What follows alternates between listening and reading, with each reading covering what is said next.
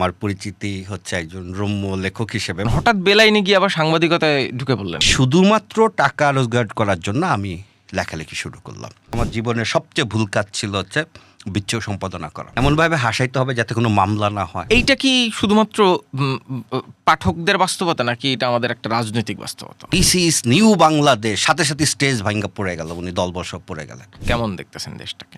এটা স্বীকার করেন, বলেন আমি লজ্জিত, বলেন আমি sorry. How this Gen Z will decide the next politics? আপনি যদি সবচেয়ে ভুল করবেন যদি আপনি কোনো জেনজিকে অপমান করার চেষ্টা করেন।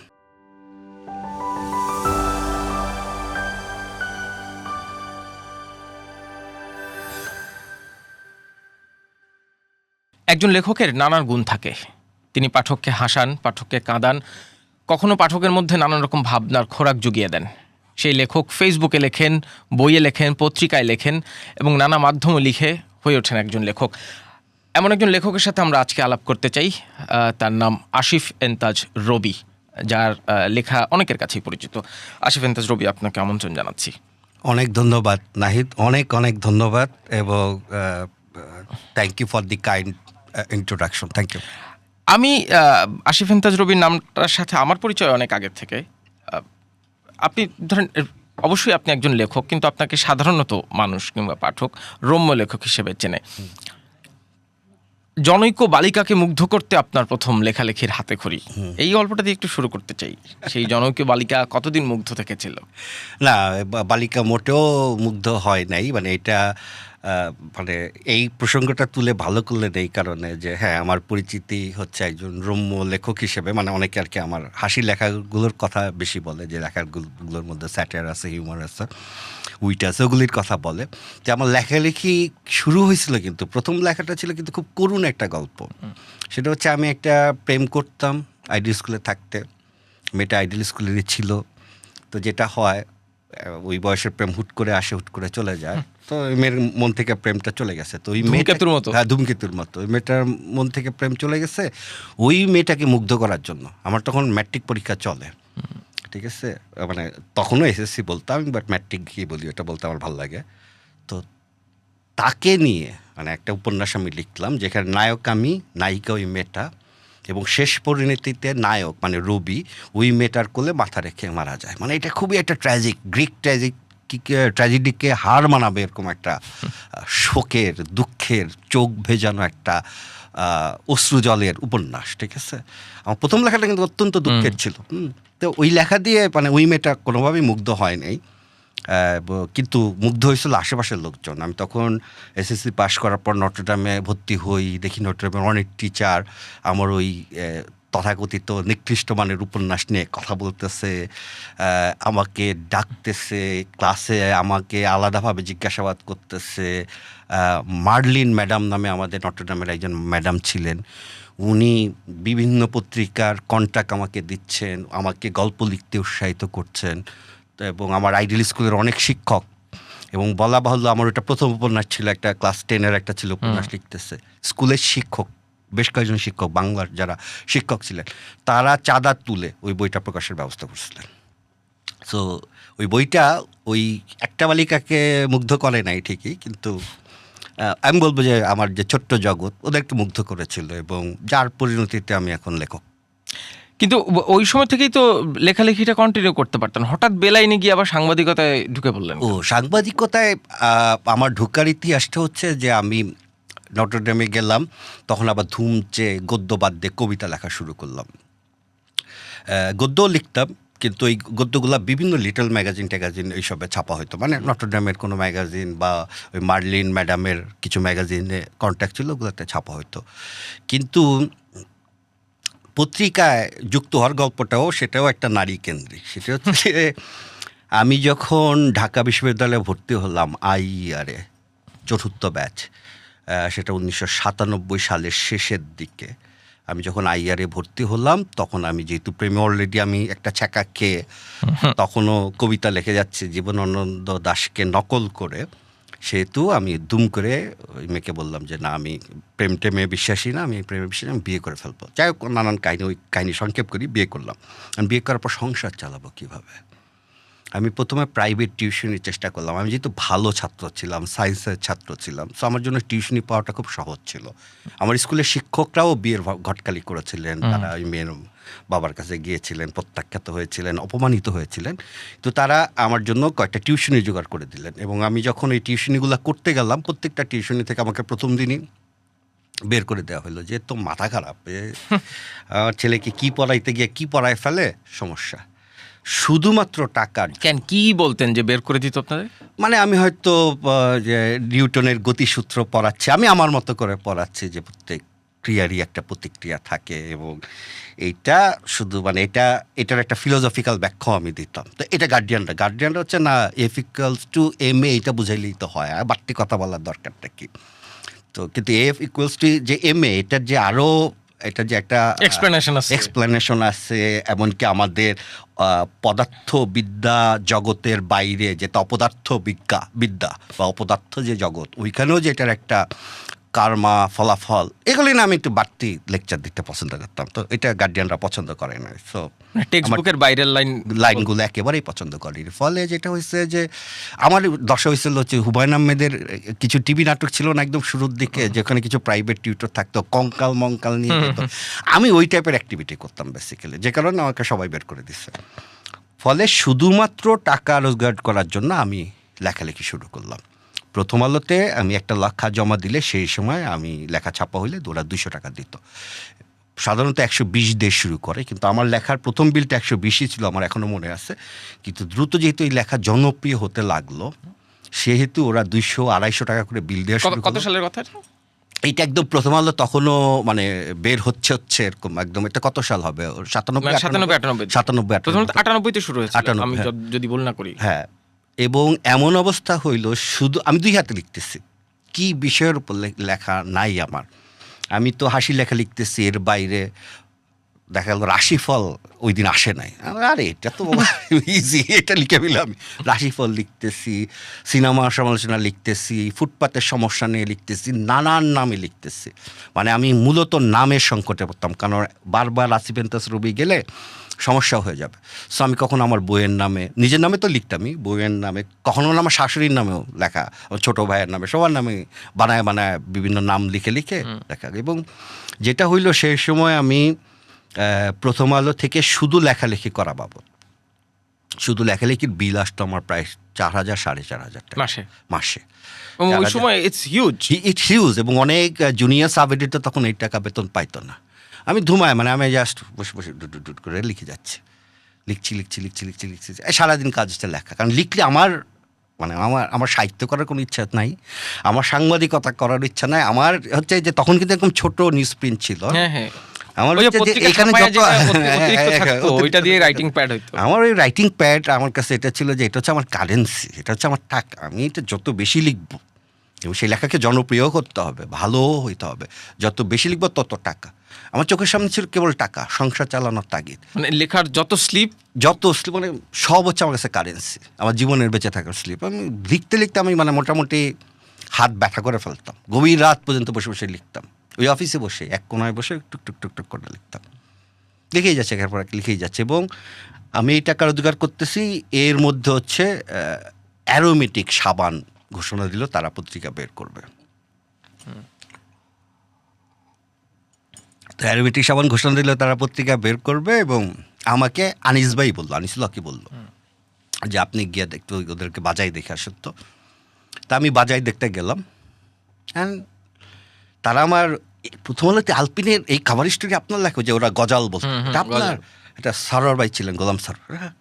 এই ও আমাদের এখানে জয়েন করবে, আমাদের একটা ফান ম্যাগাজিন আমরা করবো আলপিনের মতো, এটা তুমিই হবা ওটার সম্পাদক, তোমার বেতন হচ্ছে 8,000 টাকা। আমরা সবাইকে 6,000 টাকা করে দেই সাব এডিটর, তোমার বেতন হচ্ছে 8,000 টাকা। থাও। এবং ওই যে আমার শুরু হইল, ঠিক আছে। আপনি গেছিলেন কার্যত আসলে একটু বাজায় দেখতে, একটু আনিসুল হকের পরামর্শে। তারপর আমি জয়েন করলাম, এবং আমি খুব বিস্মিত হইলাম, সত্যি 8,000 টাকা আমাকে দেবে। আমার কাছে এটা একটা 8,000 টাকা এত, মানে 4,000 থেকে করে 8,000 টাকা এত সহজ। তো আমি শুরু করলাম, আমি লিখতে মানে আমি মহা উৎসাহে বিচ্ছু ম্যাগাজিনটা, প্রথমে বিচ্ছু ম্যাগাজিনের নাম বিচ্ছু ম্যাগাজিন ছিল না, প্রথমে ছিল শাখের করাত, এটা গোলাম সারোয়ারের দেয়া একদম শুরুতে। তো শাখের করাত এটা বাদ হয়ে গেল, আমি বাদ করে দিলাম, যেটা একটু প্রাচীন পন্থী, এটা পোলাপান বুঝবে না। তারপর আমি বললাম আবল তাবল, সুকুমার রায়ের ওই কবিতার ইয়েতে আবল তাবল। এইটা আবার সারোর ভাই, তারপর সেই সময় বাবুল সাহেবের ছেলে ছিলেন, উনি মাঝে মাঝে মিটিংয়ে থাকতেন, শামীম সাহেব, ওনারও পছন্দ হইল। এরপর মাঝখানে আহসান হাবিব উন্মাদের সম্পাদক, উনার ওইখানে জয়েন করার কথা ছিল, যেটার মানে সিনিয়র এডিটর হিসেবে যেত, উনি একটা নাম দিলেন যুগান্তর, সেটা আবার ওরা পছন্দ করলো না, যেন যুগান্তরকে শুরুতেই পচানো যাবে না। তারপর শেষমেশ আবু হাসান শাহরিয়ার, জাস্ট মানে আমাদের কিন্তু আবল তাবল হিসেবেই কিন্তু আমাদের মেকআপ টেকআপ সব লোগোটো সব রেডি, জাস্ট আমরা পেস্টিংয়ে যাব, হঠাৎ করে আবু হাসান শাহরিয়ার বললেন বিচ্ছু বিচ্ছু, এক কথাতে সবাই স্তব্ধ হয়ে গেল, ইয়েস বিচ্ছু। আবার তুলিকে দিয়ে নতুন করে, তুলি তো খেপে শেষ, তুলিকে নতুন করে লোগো মার্কসেট এগুলো তৈরি করা হলো, প্রত্যেকটা পাতা থেকে ওই আবল তাবল রিপ্লেস করে বিচ্ছু বসানো হলো। এই 13 বছর এখানে টানা কাজ করছি। এবার তো বিচ্ছু খুব জনপ্রিয় হয়ে উঠলো। বিচ্ছু জনপ্রিয় হয়েছে, কিন্তু আমার লাইফটা শেষ হয়ে গেছে। আমি বলবো আমার জীবনের সবচেয়ে ভুল কাজ ছিল হচ্ছে বিচ্ছু সম্পাদনা করা। কেন? টানা 13টা বছর ভাই, দেশের মানুষকে হাসানোর দায়িত্ব আমি নিছি, এবং এমনভাবে হাসাইতে হবে যাতে কোনো মামলা না হয়, যাতে কেউ রেগে না যায়, যাতে করে এমন কোনো পরিবেশের সৃষ্টি না হয় যেটা আমাদের ব্যবসায়িক গ্রুপের উপর চাপ তৈরি করবে। আবার হাসাতে হবে, সমালোচনা করতে হবে, স্যাটায়ার করতে হবে। এই সমস্ত কিছু ব্যালেন্স করতে করতে আমার জীবনী শক্তির ওইখানে একটা বিরাট অংশ ওইখানে শেষ হয়ে গেছে, এবং আমার প্রত্যেকটা দিন ছিল অসম্ভব কষ্টের, বিশেষ করে বৃহস্পতিবার রাতটা, ওই দিন পেস্টিং, মানে মেকআপের রাত, মেকআপ অ্যান্ড পেস্টিং, মানে আমার জীবন শেষ হয়ে যেত। এবং আমি ভাবতাম যে এই কি জীবন আমি বেছে নিচ্ছি, সবাই হাসতেছে, সবাইরে হাসানোর দায়িত্ব নিয়ে আপনি নিজে কাঁদতাম, ঠিক আছে। এবং বিচ্ছু আমাকে একটা কি বলে একটা ট্যাগের মধ্যে ফেলে দিছে যে সে রম্য লেখক। আমি তো মোটেও রম্য না, আমি খুব সিরিয়াস একজন মানুষ, ঠিক আছে। আমি ছোটো বয়সে বিয়ে করছি, একটা রম্য লোক, ফানি লোক ছোটোবেলায় বিয়ে করবে না, সে ফান করে বেড়াবে, ঠিক আছে, সে শহরের সবচেয়ে বড় প্লে বয় হবে, তো বিয়ে করছে। আমি যথেষ্ট সিরিয়াস আমার কাজকর্মে, কিন্তু যাই হোক এটা হইলো। এবং 13 বছর পর আর কি কোনোভাবে ওইখান থেকে ছুটে পরে একটু ফ্রি ওয়ার্ড হইলাম আর কি। বাট ওই সময়গুলো খুব কষ্টের ছিল, এবং কিন্তু ওই সময় আমার একটা বড় উপকার হয়েছে, কারণ হচ্ছে একসাথে এতগুলো পক্ষকে খুশি করা। প্রথম কথা হচ্ছে গোলাম সারোয়ার, উনি অসম্ভব প্রাচীনপন্থী একজন মানুষ, ওনার অনেক আধুনিক চিন্তা ভাবনা ছিল, কিন্তু অসম্ভব প্রাচীনপন্থী একটা মানুষ। আমরা যে এখনকার দিনে স্যাটারগুলো করি, আবার অনেক খুঁতখুঁতেও ছিল, ওই সময় ওনাকে এগুলি কনভিন্স করা খুব টাফ ছিল। উনি অনেক ফান বুঝতেন না, রেগে যাইতেন, ছেড়ে ফেলতেন, ফাইলামি করো, মুখে ছেড়ে মারতেন, অনেক কিছু করতেন। তো ওনাকে কনভিন্স করা, আবার খালি ওনাকে কনভিন্স করলে তো হবে না, ওনাকে কনভিন্স করে কোনো সংখ্যা করা হইলে দেখা গেল এটা বাজারে বিক্রি হচ্ছে না, আবার উনি তখন খেপে এটা চলতো না কেন তমুক। সো ওই করতে গিয়ে যে ব্রেনের এক্সারসাইজটা হয়েছে আমার, ওইটার জন্য আমি এই বিচ্ছু গোলাম সারোয়ার বা এই বাহিনীর প্রতি কৃতজ্ঞ। আপনি তো ধরেন এই যে ফান ম্যাগাজিনের যে বাংলাদেশে যাত্রাটা যেভাবে জনপ্রিয় হলো, ধরেন উন্মাদ ম্যাগাজিনটা বাদ দিলে এরপরে পত্রিকার সাপ্লিমেন্ট হিসেবে যে ফান ম্যাগাজিন মানুষ পড়বে কিংবা ফান পাতা মানুষ পড়বে, সেই জার্নিটা তো আপনি দেখছেন। মানে কতটা আসলে বাংলাদেশের মানুষ ফান ম্যাগাজিনের কিংবা ফান লেখকের রিডার হয়ে উঠতে পারছে? এই যে আপনি লেখার সময় 100টা চাপ আপনার মাথায়, এইটা কি শুধুমাত্র পাঠকদের বাস্তবতা, নাকি এটা আমাদের একটা রাজনৈতিক বাস্তবতা? এটা আমাদের একটা রাজনৈতিক বাস্তবতা, এবং আমি বলি একটা খুব ইন্টারেস্টিং ঘটনা ঘটছে। সেটি হচ্ছে যখন আমরা ফান ম্যাগাজিন বা উন্মাদে যখন আমরা লেখালেখি করতাম বা লেখালেখি পড়তাম, তখন যেটা ছিল, তখন বাংলাদেশ এত ফানি ছিল না, বাংলাদেশ মোটামুটি একটা সিরিয়াস মুডে ছিল। সো দিন শেষে মানুষ একটু হাসার জন্য এইসব ম্যাগাজিনের ওপর নির্ভরশীল, একটা ব্রিদিং স্পেস। একটা পর্যায়ে গিয়ে আমি আবিষ্কার করলাম যে আমাকে নতুন করে ফান করতে হচ্ছে না, মন্ত্রী মিনিস্টাররা এমন সব ফানি কথাবার্তা করতেছেন, ফানি কাজকর্ম করতেছেন, ঠিক আছে। যেমন ধরেন ওবায়দুল কাদের বলতেছে, হ্যাঁ, যে একটা মঞ্চে দাঁড়ায় বলতেছে, হ্যাঁ, দিস ইজ নিউ বাংলাদেশ, সাথে সাথে স্টেজ ভাঙ্গা পড়ে গেল, উনি দলবল সব পড়ে গেলেন। এই যে রিয়েল টাইম ফান, এটা আপনি কোনো ফান ম্যাগাজিন দিয়ে, কোনো স্যাটার লেখা দিয়ে রিপ্লেস করতে পারবেন না। ফলে এখনকার দিনে আপনি উন্মাদ, আলপিন, বিচ্ছু এরকম যত ফান ম্যাগাজিনের এডিটর আছে সবাইকে নিয়ে একসাথে বসে একটা স্যাটার ম্যাগাজিন করেন, ওটা চলবে না, কোনোভাবেই চলবে না। বিকজ এর চেয়ে রিয়েল টাইম ফানটা প্রতিদিন হইতেছে। আমাদের অধিকাংশ মন্ত্রী যেসব কথাবার্তা বলেন, যেমন ইন্টারনেট তো বন্ধ করি নাই হয়ে গেছে, ঠিক আছে, আপনি দেখবেন এগুলি যে শেখ হাসিনা পালায় না, ঠিক আছে, তারপর যে কাদের সাহেবের ওই যে যে ইংলিশ ভাষণটা শি মেড আস, সবই ফান। এবং বা শফিক সাহেবের কথাগুলো, শফিকুল আলমের কথাগুলো ওই সাইডটাও বলা দরকার। বা তত্ত্বাবধায়ক এই যে অন্তর্বর্তী সরকার গেল, এরা আবার তত্ত্বাবধায়ক সরকার বলে খুব মাইন্ড করে কেন জানি, যা অন্তর্বর্তী সরকার গেল, এটা তো তত্ত্বাবধায়ক সরকার ছিল না, অন্তর্বর্তী সরকারই ছিল। আচ্ছা, তো তাদের যে কথাবার্তা, কাজকর্ম, ঠিক আছে, সমস্ত কিছুর মধ্যেই ব্যাপক ফান বিনোদন আছে। এবং এই জন্য আলাদা করে আমাদের ফান, মানে হাসির জগৎ বাংলাদেশ থেকে শেষ হয়ে গেছে। কারণ আপনি ফেসবুক খুললে সারাদিন হাসবেন, নয়তো কাঁদবেন, মাঝে মাঝে কোনো জায়গা নাই আসলে। আচ্ছা, লেখার ইস্যুতে ঢুকবো। আপনি একটা লম্বা সময় বিদেশে ছিলেন, মানে এখনও কার্যত থাকেন, মাঝে মাঝে আসা যাওয়া করেন। এই যে বাংলাদেশের এখনকার যে রাজনৈতিক বাস্তবতা, একটা গণঅভ্যুত্থান হইল, তারপরে অন্তর্বর্তীকালীন সরকার 1.5 বছর চালাইলো, এখন বাংলাদেশে একটা নির্বাচিত সরকার, কেমন দেখতেছেন দেশটাকে? আমি আহামরি যে কোনো পরিবর্তন সেটা আমি দেখছি না, সত্যিকার অর্থে সেটা আমি দেখছি না আহামরি। কারণ আপনি অভ্যুত্থানের সময় যথেষ্ট সক্রিয় ছিলেন। আমি অভ্যুত্থানের সময় যথেষ্ট সক্রিয় ছিলাম, পেশাগত কারণে ছিলাম।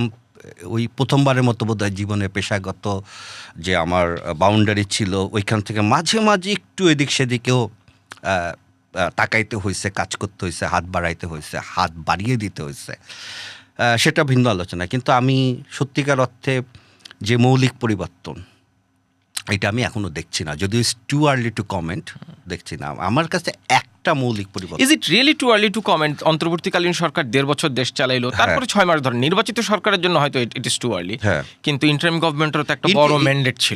এই মানে আমি একদম অন রেকর্ড আমি এটা বলতেছি, এবং ইন্টারিম গভর্নমেন্টের সেই সময় যারা উপদেষ্টা বা বিভিন্ন পদপদবিতে ছিলেন, বা যারা তাদের সমর্থক সক্রিয় গোষ্ঠী বা সেই পাওয়ার হাউসে যারা ছিলেন, তাদের প্রত্যেককে আমি ব্যক্তিগতভাবে এই কথাটা বলেছি, এখনও বলছি অন রেকর্ড। সেটা হচ্ছে এইবারের ইন্টারিম গভর্নমেন্ট ছিল আমার দেখা সবচেয়ে দুর্বল, অকার্যকর, ভুতুরে এবং অপদার্থ একটা সরকার। আমি জাস্ট খুবই কেয়ারফুলি অপদার্থ একটা সরকার। আমি ইউনুসকে নিয়ে আমি প্রথম বোধহয় পডকাস্ট করেছিলাম, সেখানে আমি বলেছিলাম যে বহুব্রীহি নাটকে একটা মামা ছিল, ওই যে আলী জাকের যে ক্যারেক্টারটা, 2 দিন পর তার মাথায় আইডিয়া আসতো, এবং ওনার আইডিয়া অদ্ভুত সব আইডিয়া। তো অদ্ভুত আইডিয়া আসাটা প্রবলেম না, কিন্তু ওনার মাথায় অদ্ভুত সব আইডিয়া আসছে, আর উনি সব কয়টা আইডিয়ার সাথে কাদেরকে ইনক্লুড করেন। কাদের হচ্ছে ওনার কাছের মানুষ, উনি কাদেরকে ইনক্লুড করছেন। কাদের আমি একটা সিনেমা বানাবো, হে মাছ, এটা তুই হবি মাছি। কাদের আমি একটা পরামর্শ কেন্দ্র খুলবো, এটা তুই হবি ব্যবস্থাপক। হ্যাঁ, সো ইউনুসেরও ব্যাপার ছিল এই। দীর্ঘ তার মাথায় উদ্ভট সব আইডিয়া আসতো, উনি উদ্ভট সব লোকজনকে ডেকে এনে একজন প্যারাসুট থেকে জাম দিচ্ছেন, আরেকজন এই করছেন সেই করছেন, কোনো মানে ফ্রুটফুল কোনো কিছু উনি আনতে পারছেন? উনার আমলে আমাদেরকে মেনে নিতে হবে, স্বীকার করতে হবে, এটা আমাদের সকলের জন্য একটা পরাজয়ের বিষয়। উনার আমলে বাংলাদেশের 2টা ঐতিহাসিক সংবাদপত্র, প্রথম আলো এবং ডেইলি স্টার, উনার আমলে এই 2টা সংবাদপত্র চালিয়ে পুড়িয়ে ছারখার করে দেওয়া হয়েছে। ঠিক আছে, একটা সরকার ব্যর্থ কি সফল এটা বোঝার জন্য তার জাস্ট মানে মিনিমাম ইন্ডিকেটর হচ্ছে সুশাসন। উনার সময় মব হয়েছে, এবং মবকে উনি নিয়ন্ত্রণ করতে পারতেন, উনি মবকে নিয়ন্ত্রণ না করে মবকে বলছেন হচ্ছে প্রেশার গ্রুপ, ওনার লোকজন বলছেন। আমার কথা হচ্ছে যে আপনি সরকার প্রধান আছেন, আপনি অবশ্যই ঘরে ঘরে নিরাপত্তা দিতে পারবেন না, আপনি সমস্ত কিছু ম্যানেজ করতে পারবেন না, কিন্তু একটা দুর্ঘটনা যখন ঘটবে আপনাকে সরকার প্রধান হিসেবে সেটা দায় নিতে হবে, যে হ্যাঁ এটা একজনকে পিটিয়ে মেরে ফেলা হয়েছে, একজনকে এই করা হয়েছে, একজনের বাড়িতে আগুন দেওয়া হয়েছে, এর জন্য আমরা দুঃখিত। লাশ কবর থেকে উঠে সেইখানে আগুন দেওয়া হয়েছে, এর জন্য আমরা দুঃখিত, এবং আমরা এর বিরুদ্ধে প্রবল ব্যবস্থা নিচ্ছি। এমন ব্যবস্থা নিচ্ছি যে মানুষ যেন এই ধরনের কাজ করার ভবিষ্যতে কল্পনাও না করতে পারে। না, বরং ডেইলি স্টারের তো একদম এডিটর থেকে শুরু করে অন্যান্য সহকর্মী যাদের আমরা চিনি, তারা তো একাধিকবার অন রেকর্ড বলছে যে ওই সময় আমরা অনেক চেষ্টা করেও সরকারের সহযোগিতা পাইনি। তারা ডেইলি স্টারের সম্পাদক, প্রথম আলোর সম্পাদক বোধহয় কয়েকদিন আগে মতি ভাই ডয়চে ভ্যালেতে একটা উনি interview বলছেন, আমি টপ লেভেল পর্যন্ত কথা বলছি সেই সময়। এবং আমার কথা হচ্ছে যে একটা ঘটনা ঘটছে, আপনি দায়টা স্বীকার করেন, বলেন আমি লজ্জিত, বলেন আমি সরি, এইটুকু অন্তত বলেন। আপনি না বিদেশে ঘুরেন, আপনি তো সারাদিন বিদেশেই থাকেন, আপনি জানেন না এখানে সরি শব্দটা কি পরিমাণ ব্যবহার করা হয়? অ্যাপোলজি শব্দটার অর্থ আপনি জানেন না? রেসপন্সিবিলিটি শব্দটার অর্থ আপনি জানেন না? আপনি কি পুরা বাংলাদেশকে জোবরা গ্রামের লোক পাইছেন যে আমরা সবাই জোবরা গ্রামের, আপনি যা বুঝাবেন আমরা বুঝবো এবং নাচবো আপনার কথায়? প্রফেসর ইউনূসের সবচেয়ে বড় অপরাধ হচ্ছে জুলাই স্পিরিটটাকে উনি বিষাক্ত করে ফেলছেন। এবং আমার কষ্ট হয়, প্রবল অপরাধ বোধ হয় যে আমি জুলাইয়ের সাথে আমার অবদান ছিল। এই জুলাইয়ের মধ্যে আমি তখন প্রবল অসুস্থ, আমার বাইপাস সার্জারি সবে মাত্র হয়েছে, আমার অফিসও রাজি না যে এই বাইপাস সার্জারির মধ্যে আমি জুলাইয়ের রিপোর্টিংয়ের কাজগুলো করছি। আমার ব্যক্তিগত লস হয়েছে, আমার ওই আগস্টেই আমার এবার যেমন বাংলাদেশে আসছি পুরা পরিবার নিয়ে, ওই জুলাইয়ে আমার পরিবার নিয়ে আসার কথা ছিল, আসতে পারিনি। তো এইরকম একটা, এবং শুধু আমারটা তো কোনো আত্মত্যাগের কোনো সীমানার মধ্যেই পড়ে না, তুচ্ছ একটা বিষয়। কিন্তু আপনি নাম্বারটা 860 বলেন, 40 বলেন বা 1400 বলেন, এরা তো প্রাণ দিয়েছে। এই জন্য কী করছেন উনি পুরা স্পিরিটটাকে বিষাক্ত করে ফেলছেন। উনি এমন একজনকে স্বাস্থ্যমন্ত্রীর দায়িত্ব দিয়েছেন যার নিজের স্বাস্থ্যের ঠিক নাই। আচ্ছা, আমি বুঝলাম যে আপনার একজন সহকর্মী তিনি অসুস্থ, তার রাষ্ট্রীয় সহযোগিতা দরকার চিকিৎসার জন্য, বুঝলাম, সেটা তো অন্যভাবেও করতে পারেন। আপনি এতগুলো ব্যাংক এত বড় বড় প্রতিষ্ঠানের মালিক, আপনি একজন, আপনার অনেক দিনের সঙ্গীকে আপনি আপনার গ্রামীণ ট্রাস্ট থেকে বা ব্যাংক থেকে আপনি টাকা দিয়ে তাকে সুস্থ করতে, তার জন্য তাকে স্বাস্থ্যমন্ত্রী বানিয়ে রাষ্ট্রীয় মর্যাদায় তাকে চিকিৎসা দিতে হবে। তাইলে যে আপনি যে পোলাপান যে বলছে দেশটা কারো বাপের না, দেশটা কার? সো দেখলো যে লোকজন, আপনি সাধারণ মানুষকে জিজ্ঞাসা করেন, আমাকে জিজ্ঞাসা করার দরকার নেই। প্রফেসর ইউনূস কার্যত এই জুলাই অভ্যুত্থানকে নিজ হাতে ধ্বংস করেছেন। উনি যখন এইসব করা শুরু করেছেন তখন ওনার দেখা দেখে এই যে বাচ্চা কাচ্চা উপদেষ্টা এরাও ফাইলিং করা শুরু করছে, কেউ ওয়েস্টিনে যায়, কেউ হ্যান করে ত্যান করে। বোঝার চেষ্টা করেন রে ভাই, মানুষ মাত্র মারা গেছে এবং মানুষ বিনা স্বার্থে জীবন দিছে। কেন জীবন দিছে? যারা মারা গেছে তাদের মধ্যে কয়জন বিশেষ পরীক্ষা দেবে? এদের হাতে কেউই বিশেষ পরীক্ষাতে ছিল না, তারা স্বপ্নেও ভাবে নাই তারা বিশেষ পরীক্ষা দেবে, তার ইচ্ছাও নাই আপনাদের ওই বিশেষের মধ্যে ঢোকা। তারপর তারা কী ভাবছে? একটা বৈষম্যহীন বাংলাদেশের স্বপ্ন তারা দেখছে যে আচ্ছা একটু আমরা জীবন দেই, আমার জীবনের ফলে যদি একটা দেশটা যদি একটু ঠিক হয়। সেখানেও এসে উনি কী করলেন? আপনার তো এই যে আপনি প্রফেসর ইউনূস সম্পর্কে আমাকে একটা ভালো কথা বললেন যে উনি এই ভালো কাজটা করছেন, একটা ভালো কথা বলেন। আপনি প্রফেসর ইউনূস হোক কিংবা তার আশেপাশের যাদের আপনি বলছেন যে খুব ঘনিষ্ঠ, রাইট হ্যান্ড লেফট হ্যান্ড, তাদের সাথে তো আপনার খুব ভালো খাতির। কখনো এইগুলো বলেন না? ধরেন আমি প্রফেসর ইউনূস যখন আমেরিকায় গেলেন 2025-এ ইউএনজিএতে, তখনও তো আপনি তাদের সাথে দেখা সাক্ষাৎ হয়েছে। এইসব মেসেজ কি ক্যারি করছেন? কিংবা তখন আপনি তো প্রশ্ন করারও সুযোগ পাইছেন বিইং এ জার্নালিস্ট। আমি এই কথাটা অন রেকর্ড বলতে চাই, সেটা হচ্ছে আমি তখন ছিলাম বেনার নিউজে। বেনার নিউজ সাধারণত ইউএনজিএ যে অধিবেশনগুলো হয় ইউএনজিএর, সেটা বেনার নিউজ রিপোর্টার পাঠিয়ে ওটা কাভার করে না, কারণ ওইখানে অনেক এজেন্সি আছে, আমাদের ওয়ার এজেন্সিগুলো আছে, রয়টার্স, এপিএপি, ওইখান থেকে আমরা নিউজগুলো পাই। আমাদের আসলে লাগে না ওইভাবে, কারণ আমরা অনেকটা লোকাল জার্নালিজম করি। আমি বেনার নিউজকে দৌড়ঝাঁপ করে বুঝাইলাম যে প্রফেসর ইউনূস আসছেন, উনি অন্যদের চাইতে অনেক বেশি আলাদা, এটা একটা ঐতিহাসিক, তার এই ইউএনজিএর ভাষণটা হবে ঐতিহাসিক, এটার একটা আলাদা মর্যাদা আছে, এখানে আমি যেতে চাই, তোমরা যদি খরচ না দাও আমি করবো। তো অফিস বলে এইভাবে তো হয় না, ঠিক আছে। পরে অফিস এটার জন্য বেশ বড় সড়ো আয়োজন করলো। আমরা ক্যামেরা ইকুইপমেন্ট নিলাম, আমি করলাম। আমার অফিস ইউএন অফিসের সাথে যোগাযোগ করলো। আমরা ইউএন অফিস বললো যে তোমরা তো অলরেডি দেরি করে ফেলছো, কারণ হচ্ছে আমাদের তো এর আগেই সব পাস দেওয়া হয়ে গেছে। তারপর যোগাযোগ তো করাই যায়। যোগাযোগ করে আমরা পাসও জোগাড় করলাম। আবার আমি এখানকার প্রেস অফিসে জানাইলাম, শফিক ভাইদেরকে জানাইলাম যে ওনারা আমি যদি ওখান থেকে পাস না পাই, ওনারা যেন যে বাংলাদেশের কিছু পাস থাকে আর কি, এন্ট্রান্স থাকে, ওইটা যেন করে দেয়। এটা যেন যাক আমরা ওইখান থেকে পাস পেলাম। আমরা আসলাম ওয়াশিংটন ডিসি থেকে, আমাদের টিমটা আসলো। আসার পর হচ্ছে প্রথমেই যেটা ধাক্কা খেলাম যে প্রফেসর ইউনুস বাংলাদেশ থেকে এসে নিউ ইয়র্কে ল্যান্ড করলেন, জেএফকেতে ল্যান্ড করলেন, ঠিক আছে। এবং আমরা জেএফকে বিমানবন্দরে গিয়ে দেখি যে অনেক জার্নালিস্ট সেখানে দাঁড়িয়ে রয়েছেন, বাংলাদেশি বা লোকাল লোকজন দাঁড়িয়ে রয়েছে যে প্রফেসর ইউনুস এদিক দিয়ে আসবেন। এবং আমি তখন যোগাযোগ করার চেষ্টা করতেছি শফিক ভাইয়ের সাথে, আজাদ ভাইয়ের সাথে, কিন্তু পাচ্ছি না, ফোনে পাচ্ছি না, আমি প্রপার কোনো পাচ্ছি না উনি কোথা থেকে বের হবেন। তো ফাইনালি আমরা ওয়েট করলাম, উনি বের হলেন না। তো প্রথমে তো মেজাজ খারাপ হলো যে এটা কি পড়বেন, আচ্ছা সিকিউরিটি রিজনে, বাট আমেরিকায় সিকিউরিটি ওনার কী প্রবলেম, তো বের হতে পারতাম। উনি বলতে পারতেন যে এয়ারপোর্টের আমি এমন একটা জায়গাতে বেরোবো যেটা পৃথিবীর কেউ আমার জানে না। এবং এই অভ্যাসটা উনি সারা জীবন চালু রাখছেন। আপনি দেখছেন যে কী বলে পাটোয়া কী বলে আক্তার টাক্তার ওরা ডিম টিম খাইছে, সে কিন্তু নিরাপদে চলে গেছে। যাই হোক, ওই আলোচনায় পরে আসি। পরে এভাবে দু একদিন পর হচ্ছে প্রথম যে ওনাদের প্রেস মিট হলো, ওইখানে উনি একটা হোটেলে ছিলেন। তো ওই হোটেলের লবিতে দেখি সকল বাংলাদেশি সাংবাদিক ঘোরাঘুরি করতেছেন, ঠিক আছে। এবং মানে এদের জন্য কোনো প্রপার ইনস্ট্রাকশন নাই, কখন সংবাদ সম্মেলন হবে, কিভাবে হবে, হোটেলের ভেতরে তারা কিভাবে ঢুকবে। লবিতে তো সবাই যেতে পারে, হোটেলের ভেতরে কিভাবে ঢুকবে কোনো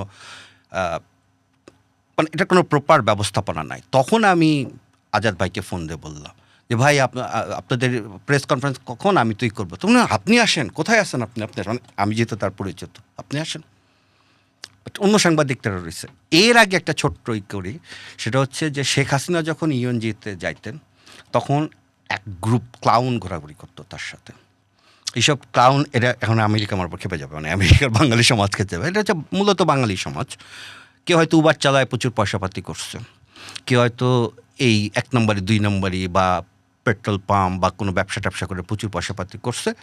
তারা স্যুট টুট পরে ওই বাংলাদেশের যে পাস পাওয়া যায় ওইটা গলায় ঝুলায় ইউএন অধিবেশনে ঘোরাঘুরি করতো এবং ছবি তুলত শেখ হাসিনার আমলে। এবং কেন তারা এই সুযোগগুলো পাইতেন এটা আমরা জানি যে তারা কিছু কিছু লোক আছে, তাদেরকে কিছু পয়সা দিলেই তারা এই পাসগুলা পেয়ে যাইতেন বলে অভিযোগ রয়েছে। আমার হাতে এখনও এটার কনক্রিট কোনো প্রমাণ নাই। দেখলাম ওই একই সেট, যে সেট গত এত বছর ধরে শেখ হাসিনার এই 13 বছর ধরে ঘোরাঘুরি করছে। কেউ কেউ শেখ হাসিনার সাথে ছবি তুলছে, কেউ কেউ পররাষ্ট্রমন্ত্রীর সাথে ছবি তুলছে। এই একই সেট ইউনুসের এখানে গিয়ে হাজির গলায়। এইখানেই আমি ধাক্কা খেলাম, তাহলে পরিবর্তনটা আসলো কোথায়? তার মধ্যে একজন আমার পরিচিত, তাকে আমি জিজ্ঞাসা করলাম, সে আমাকে অফ দ্য রেকর্ডে বলতেছে, আমিও আপনাকে অফ দ্য রেকর্ডে বলতেছি, বাংলাদেশের একজন ইনফ্লুয়েন্সার সাংবাদিকের নাম দেন, ওনাকে $20,000 দিচ্ছে, উনি ব্যবস্থা করে দিচ্ছে। আগেও এরকম দিতাম। লাভ কি এই $20,000? তার একটা মানে সোশ্যাল স্ট্যাটাস বাড়লো, সে জাতিসংঘ, সে সাংবাদিক, সে বাংলাই কথা কইতে পারে না, ইংলিশ তো দূর কি বাদ। এটা নিয়ে প্রেস উইংয়ে আপনারা প্রশ্ন করেন? এইটাই হচ্ছে যখন প্রেস কনফারেন্স দেখলাম একটা খুবই হিজিবিজি টাইপের ব্যবস্থা। অলরেডি দেখি এদের পাশে কিছু সাংবাদিক ঘোরাঘুরি করতেছে এই আমাদের প্রেস উইংয়ের পাশে। প্রথমে বইলা দিল আজাদ ইন্ডিয়া নিয়ে কোনো প্রশ্ন না। আমার যে সাদা সহকর্মী সে বলল, কী বলতেছে? সে বলছে there is no question, there will be no question accepted regarding India.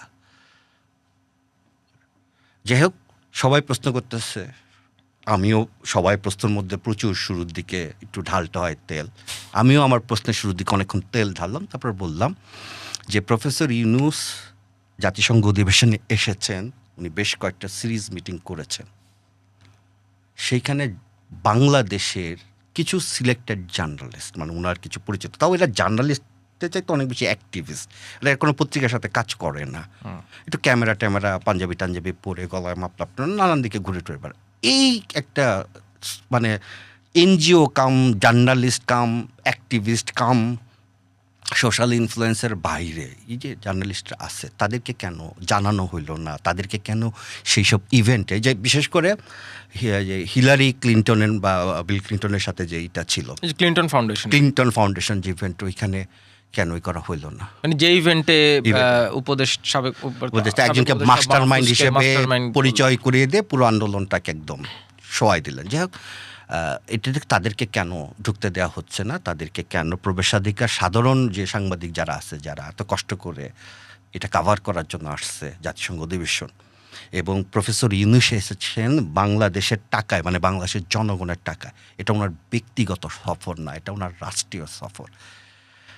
রাষ্ট্রীয় সফরে গিয়ে উনি সাংবাদিকদের প্রবেশ করতে দিচ্ছেন না, বেছে বেছে উনার পরিচিত পছন্দের খাতিরের লোকজনদেরকে প্রবেশাধিকার দিচ্ছেন। ওনার কি মনে আছে যে বাংলাদেশে যে আন্দোলনের ফলে উনি সরকার প্রধান হয়েছেন, সেই আন্দোলনটার নাম ছিল বৈষম্য বিরোধী আন্দোলন? এই কথা যদি বলতে পারে, প্রথমেই শফিক ভাই একটা লুক, মানে শফিক ভাইয়ের একটা হতাশাব্যঞ্জক লুক আছে, মানে উনি যখন প্রবল হতাশ হয়ে যায় উনি একটা লুক দেয়, যে লুকের মধ্যে আপনার একই সাথে বেদনা, হতাশা এবং ক্রোধ কাজ করে। তো লুকটা আমার কাছে খুব সুইট লাগে। আর আজাদ ভাই উনি একদম মানে লাইভ সংবাদ সম্মেলন চলতেছে, উনি আমাকে ধমকাচ্ছেন। আমি মনে করতে পারি না শেখ হাসিনার আমলে জাতিসংঘ অধিবেশনের কোন সংবাদ সম্মেলনে সাংবাদিকদের এভাবে আমাকে ধমকাচ্ছেন। তারপর যে সংবাদ সম্মেলন কোনো রকম শেষ হইল, ওনার কাছে সাংবাদিকরা তো আমাকে একদম মানে পতঙ্গ দেখতেছে, একটা তেলাপোকা ঘুরে বেড়াচ্ছে, এভাবে দিকে তাকায় রয়েছে তীব্র ঘৃণা নিয়ে। শফিক ভাই বলল যে আমি তো আপনাকে অনেক বড় সাংবাদিক জানতাম, আপনি এত নিম্নমানের প্রশ্ন কেন করলেন?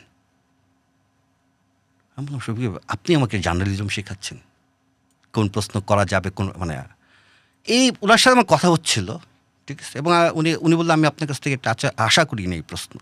আমিও আপনার কাছ থেকে এই প্রশ্নের উত্তরে এরকম কোনো কথা না বলে এই প্রতিক্রিয়া দেখানো, এটা আশা করি না। এরকম একটা ধরেন কনভারসেশন চলতেছে, এটাকে আপনি হিটেড কনভারসেশন বলতে পারেন, বাট আমি এটাকে হিটেড কনভারসেশন বলবো না। একটা স্মার্ট কনভারসেশন, যেটা আমাদের নিউজ রুমে আমরা প্রায় আপনার আর আপনার এডিটরের মধ্যে এরকম কনভারসেশন প্রায় চলে। এর মধ্যে আজাদ এসো, আপনি কিসের সাংবাদিক, কতদিন ধরে, এবং উনি বলতে বলতে আমি পিছাচ্ছি, উনি আগাচ্ছেন এবং এরকম করতেছেন। তা ওই দিক থেকে দেখে আমি লবিতে যে একটা পুলিশ আগে আসতেছে, বিকজ পুলিশের কাছে মনে হচ্ছে একটু ওটা। আর আমার যে সাদা সহকর্মী ছিল, ওর নাম অ্যান্থনি, ও তো ভয় কাঁপতেছে যে কি হবে না হবে। যাই হোক, এটা নিয়ে লিফট পর্যন্ত উনি আমাকে করলেন, মানে আমি লিফটের দরজা বন্ধ না হওয়া পর্যন্ত, হ্যাঁ, লজ্জা করে না? হ্যাঁ, আপনারা কি আপনি একটা পাশের লেগে আমারে ফোন দেন, সাংবাদিক হয়েছেন, একটা ইউনাইটেড নেশনের একটা অধিবেশনের জন্য ফোন দেন, আবার করেন, ওটা জানেন সাংবাদিকতা। আজাদ ভাই, আজাদ মজুমদার, ওনার উপপ্রেস সচিব। তারপর কী হইলাম, নিচে নেমে আসলাম। এরপর তো আমরা দুজনেই খুবই ট্রমাটাইজ, আমি আর অ্যান্থনি দুজনেই ট্রমাটাইজ, দুজনেই চোখ মুখ লাল। এটা কি আমরা নিতে পারতেছি না। কিছুক্ষণের মধ্যে আমাদের অফিস জেনে গেল, হেড অফিস থেকে সমানে ফোন আসলো। প্রথম কথা, রবি তুমি সেফ আসছো কিনা? সেফ আসছে। আমাদের সেফটি ডিরেক্টর ফোন দিলেন, তুমি সেফ আসছো, কোনো ব্যবস্থা নিতে হবে? আমরা just let me go back to my hotel. এবং আমি তারপর হোটেলে এসে যেটা একটা লম্বা শাওয়ার নিলাম, এই ট্রমাটা কাটানোর চেষ্টা করলাম। আমার চোখে পানি ঝরতেছে, এই কারণে পানি ঝরতেছে যে এই শফিক ভাই, এই আজাদ ভাই, মানে এদের উপর আমার আস্থা, আমি যদি ধরেন এদের সাথে যদি আমি অন্যান্য বাংলাদেশের সাংবাদিকদের তুলনা করি, যাদেরকে আমরা সিনিয়র সাংবাদিক বলি, তাদের তুলনায় এরা তো আমার কাছে ফেরেস্তা, জাতির কাছেও তারা ফেরেস্তা। এরা এইরকম করলো, মানে এটা তো ওই রাত্রে আমি ঘুমাইতে পারি না। ওই রাত্রে এই কারণে ঘুমাইতে পারি নাই যে মানে আমার কষ্ট হয়েছে, এরাতে ঘুমাইতে পারি নাই। বাংলাদেশ থেকে যত বিখ্যাত সাংবাদিক আছে, ইউনূসের ঘনিষ্ঠ, একের পর এক ফোন, রবি প্লিজ মাফ করে দেন, ভুল হয়ে গেছে, এটা নিয়ে আপনি কোনো নিউজ করেন না, এটা যেন কোনো ফেসবুকে কোনো কিছু লেখেন না, এটা নিয়ে কোনো স্ট্যাটাস দেন না, কোনো কিছু করে না, সর্বনাশ হয়ে যাবে, ইউনূসের মান সম্মান যাবে, অমুক যাবে। তো একের পর এক আমি বারবার বলতেছি আমি কিছু করবো না, ডোন্ট ওয়ারি, কোনো ব্যবস্থা নিয়ে না, ঠিক আছে। তো আবার একজন ফোন শুনলাম উনি নাকি ড্রাঙ্ক ছিল যখন উনি এরকম করতেছেন। আমি জানি না বাইকে ড্রাঙ্ক, আমি তো অ্যালকোহল টেস্টার নিয়ে ঘুরি না, ঠিক আছে। তো যাই হোক, এই হইতেছে অবস্থা। এরপর তো ধরেন আমার একটা কেটে গেল, আমি তো এরপর শফিক ভাইয়ের সাথে আরও বেশি করে যোগাযোগ করা শুরু করলাম। শহীদ ভাই একটা চাকরি দেন, খুব চাকরি লাগবে, আপনি তো জানেন যে আমাদের বেনারস বন্ধ হয়ে যেতে, একটা চাকরি দেন, শহীদ ভাই একটা দেন। এভাবে আমি ওনার বাসায়ও গেছি, উনিও আমার সাথে অনেক কথা বলছেন। তো একদিন ওনাকে না, বাট ওনাদের সার্কেলকে একদিন বললাম যে আপনারা ইলেকশনের ডেটটা দিচ্ছেন না কেন? মানে আপনারা ইলেকশন বলতেছেন 1.5 বছরের মধ্যে হবে, 1 বছরের মধ্যে হবে, 6 মাসের মধ্যে হবে, ডিসেম্বরের আগে হবে, ফেব্রুয়ারির পরে হবে, বাট আপনারা তো এক আন্তর্জাতিক মানের মানুষ, আপনারা বাংলায় ঠিকভাবে কথা বলতে পারেন, আপনারা ইংলিশে কথা বলেন,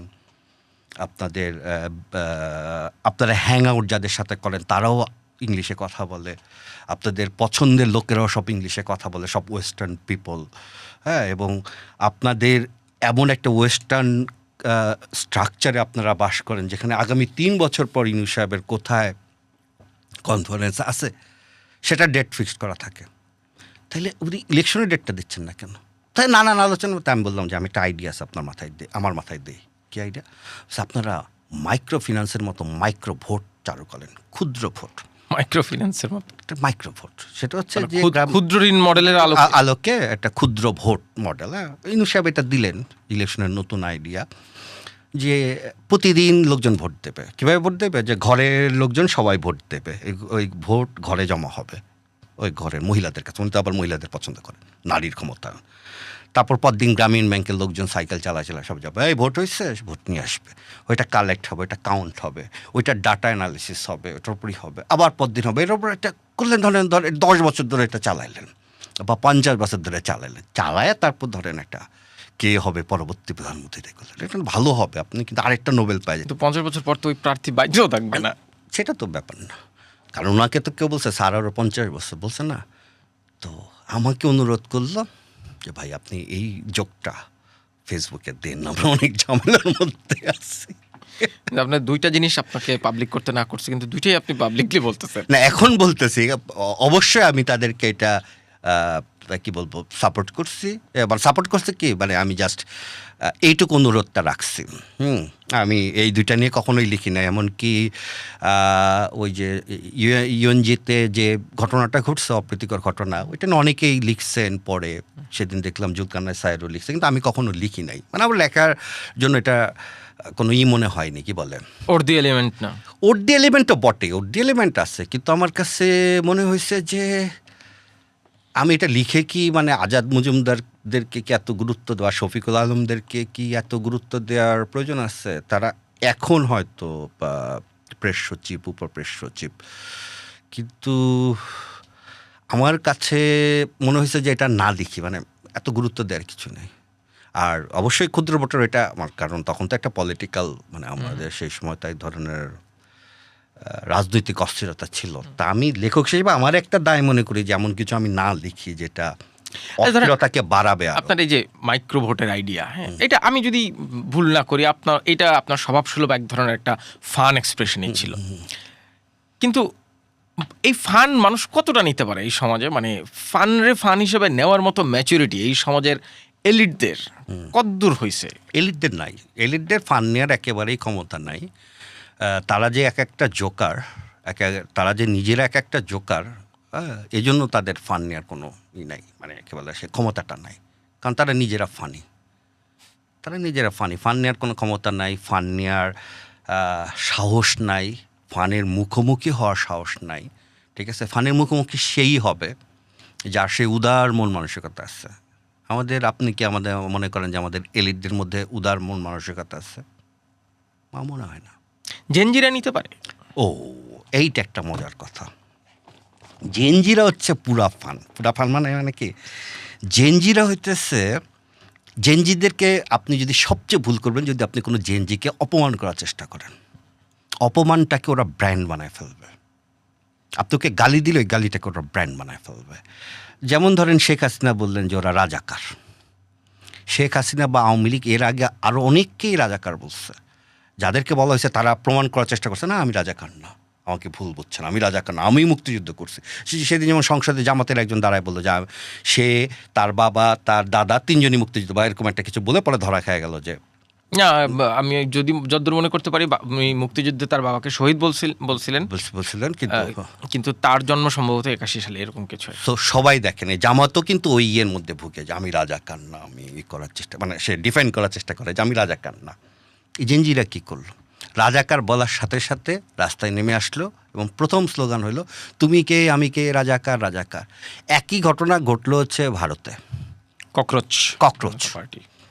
ওদের তেলাপোকা, এখন আপনি তেলাপোকা বলেন মুরব্বীদের এলিটদের, তারা খেপে যাও, আমি তেলাপোকা নই, আমি ইয়েল থেকে পাশ করা, বার্কলে থেকে পাশ করা, ঠিক আছে। ওরা বলে আমরা তেলাপোকা, এবং তারা পার্টি বানায় ফেললো, ককরোচ পার্টি, ওয়েবসাইট বানায় ফেললো, এবং একটা ভয়ঙ্কর ঘটনা ঘটায় ফেললো। সো জেনজিদের দেখবেন ওদেরকে যদি অপমান করেন, গালি দেন, ওইটাকে ওরা ব্র্যান্ড বানায় ফেলে। রাজাকারকে ব্র্যান্ড বানাইছে, তেলাপোকাকে ব্র্যান্ড বানাইছে। এদের ব্রেন একেবারে অন্যরকমভাবে কাজ করে। এবং এরা দেখেন এই জেনজি নিয়ে একটা আরেকটা ইন্টারেস্টিং জিনিস হচ্ছে যে এরা তাদের অনুভূতির প্রকাশটা খুবই অল্প, মানে খুব সংক্ষেপে, এই আমাদের মতো লম্বা আলোচনা। আপনি বলেন জাস্ট এই যে তেলাপোকা মুভমেন্ট চলতেছে ইন্ডিয়াতে, তাদের ম্যানিফেস্টো কি, আপনি দেখেন ওয়েবসাইটের ফ্রন্ট পেজে 3টা ম্যানিফেস্টো দেয়া আছে, জাস্ট সংক্ষেপে, এবং তাদের বক্তব্য ছোট ছোট মিম, কনসাইট মিম, তারপর ট্রল, এগুলার মাধ্যমে, ঠিক আছে। এবং তারা ওই সংসদীয় স্টাইলে কথা বলতেছে না। সংসদে যেমন আপনি মিথ্যা বলছেন এটা বলা যাবে না, এটা অসত্য, আপনি অসত্য বলছেন, ওরা ওগুলি দাদর বলছে যে খালি মিথ্যা বলতেছে না, ওরা আরও গালি দিয়ে বলতেছে। সো জেনজিদের ল্যাঙ্গুয়েজ আলাদা, ওদের ম্যানিফেস্টো এরকম বইয়ের মতো হয় না, ওদের ম্যানিফেস্টো একটা মিমের মধ্যে আছে, তুমি কে আমি কে, রাজাকার রাজাকার, ঠিক আছে। তো মানে ছি হাসি না, লজ্জায় বাঁচিরা, এক লাইনের মধ্যে, ঠিক আছে। আর মোদির নামে যা যা বলছে ওটা পডকাস্টে বলারই যোগ্য না, মোদির নামে যা যা বলছে, ঠিক আছে। তো দেখেন ওরা খুব সংক্ষেপে, খুব শার্প, খুব হিউমার দিয়ে পুরো বিষয়টাকে মোবিলাইজ করতেছে। সো জেনজিদের ল্যাঙ্গুয়েজ, তাদের কমিউনিকেশন স্কিল, তাদের ভাবনার প্রক্রিয়া, আমি বলবো আমি খুব যে ভালো বুঝি তা না, কিন্তু আমাকে এগুলি খুব কৌতূহলী করে, আগ্রহী করে। আমি এদের ভাষাটা বোঝার চেষ্টা করতেছি, এবং এটা মানে এআই এর ল্যাঙ্গুয়েজ মডেলের চাইতে কঠিন ভাষাটা, এদের চিন্তার প্রক্রিয়াটা বোঝার চেষ্টা করতেছি। এবং আমিও দেখি বাংলাদেশের টকশোতে অনেক মুরব্বী সাংবাদিক বা সিনিয়র সাংবাদিকরা বলেন জেনজিরা তো এইভাবে ভাবে, জেনজিরা তো ওইভাবে ভাবে। এরা আসলে জেনজি ব্যাপারটাই বুঝতে পারতেছে না, এদের পালসটাই বুঝতে পারতেছে না। জেনজি সম্পর্কে আমার প্রথম ধারণা হয় হচ্ছে এটাই 5ই আগস্টের আগে নেটফ্লিক্সে একটা সিরিজ, মানে এক শটে একটা সিরিজ করা হয়েছিল অ্যাডোলেসেন্স, ওইটা দেখার পর। এবং অ্যাডোলেসেন্স সম্পর্কে কোন একটা ওয়েস্টার্ন মিডিয়ায় লেখা হয়েছিল বা কেউ টুইট করেছিল যে অ্যাডোলেসেন্স মুভিটা সকল জেনজির বাবা মাদের দেখা উচিত, দরকার হলে স্কুলের উচিত হচ্ছে অডিটোরিয়াম ভাড়া করে বাবা মাদেরকে ডেকে এই মুভিটা দেখানো। অসাধারণ, মানে জাস্ট এদেরকে বোঝা খুবই দুঃসাধ্য। আপনি রিসেন্টলি একটা ফেক নিউজ ঘুরে বেড়াচ্ছে যেখানে আপনি দেখবেন মানিকগঞ্জে এক কিশোর শহীদ মিনারে একটা মরদেহ ঝুলন্ত অবস্থায়, এবং এটার ফ্যাক্ট চেক করার প্রথমে তো বলা হয়েছিল যে কেউ মেরে ঝুলাই দিছে কারণ সে ছাত্রলীগ করত, কিন্তু আমি গল্পের পিছনে দৌড়ালাম।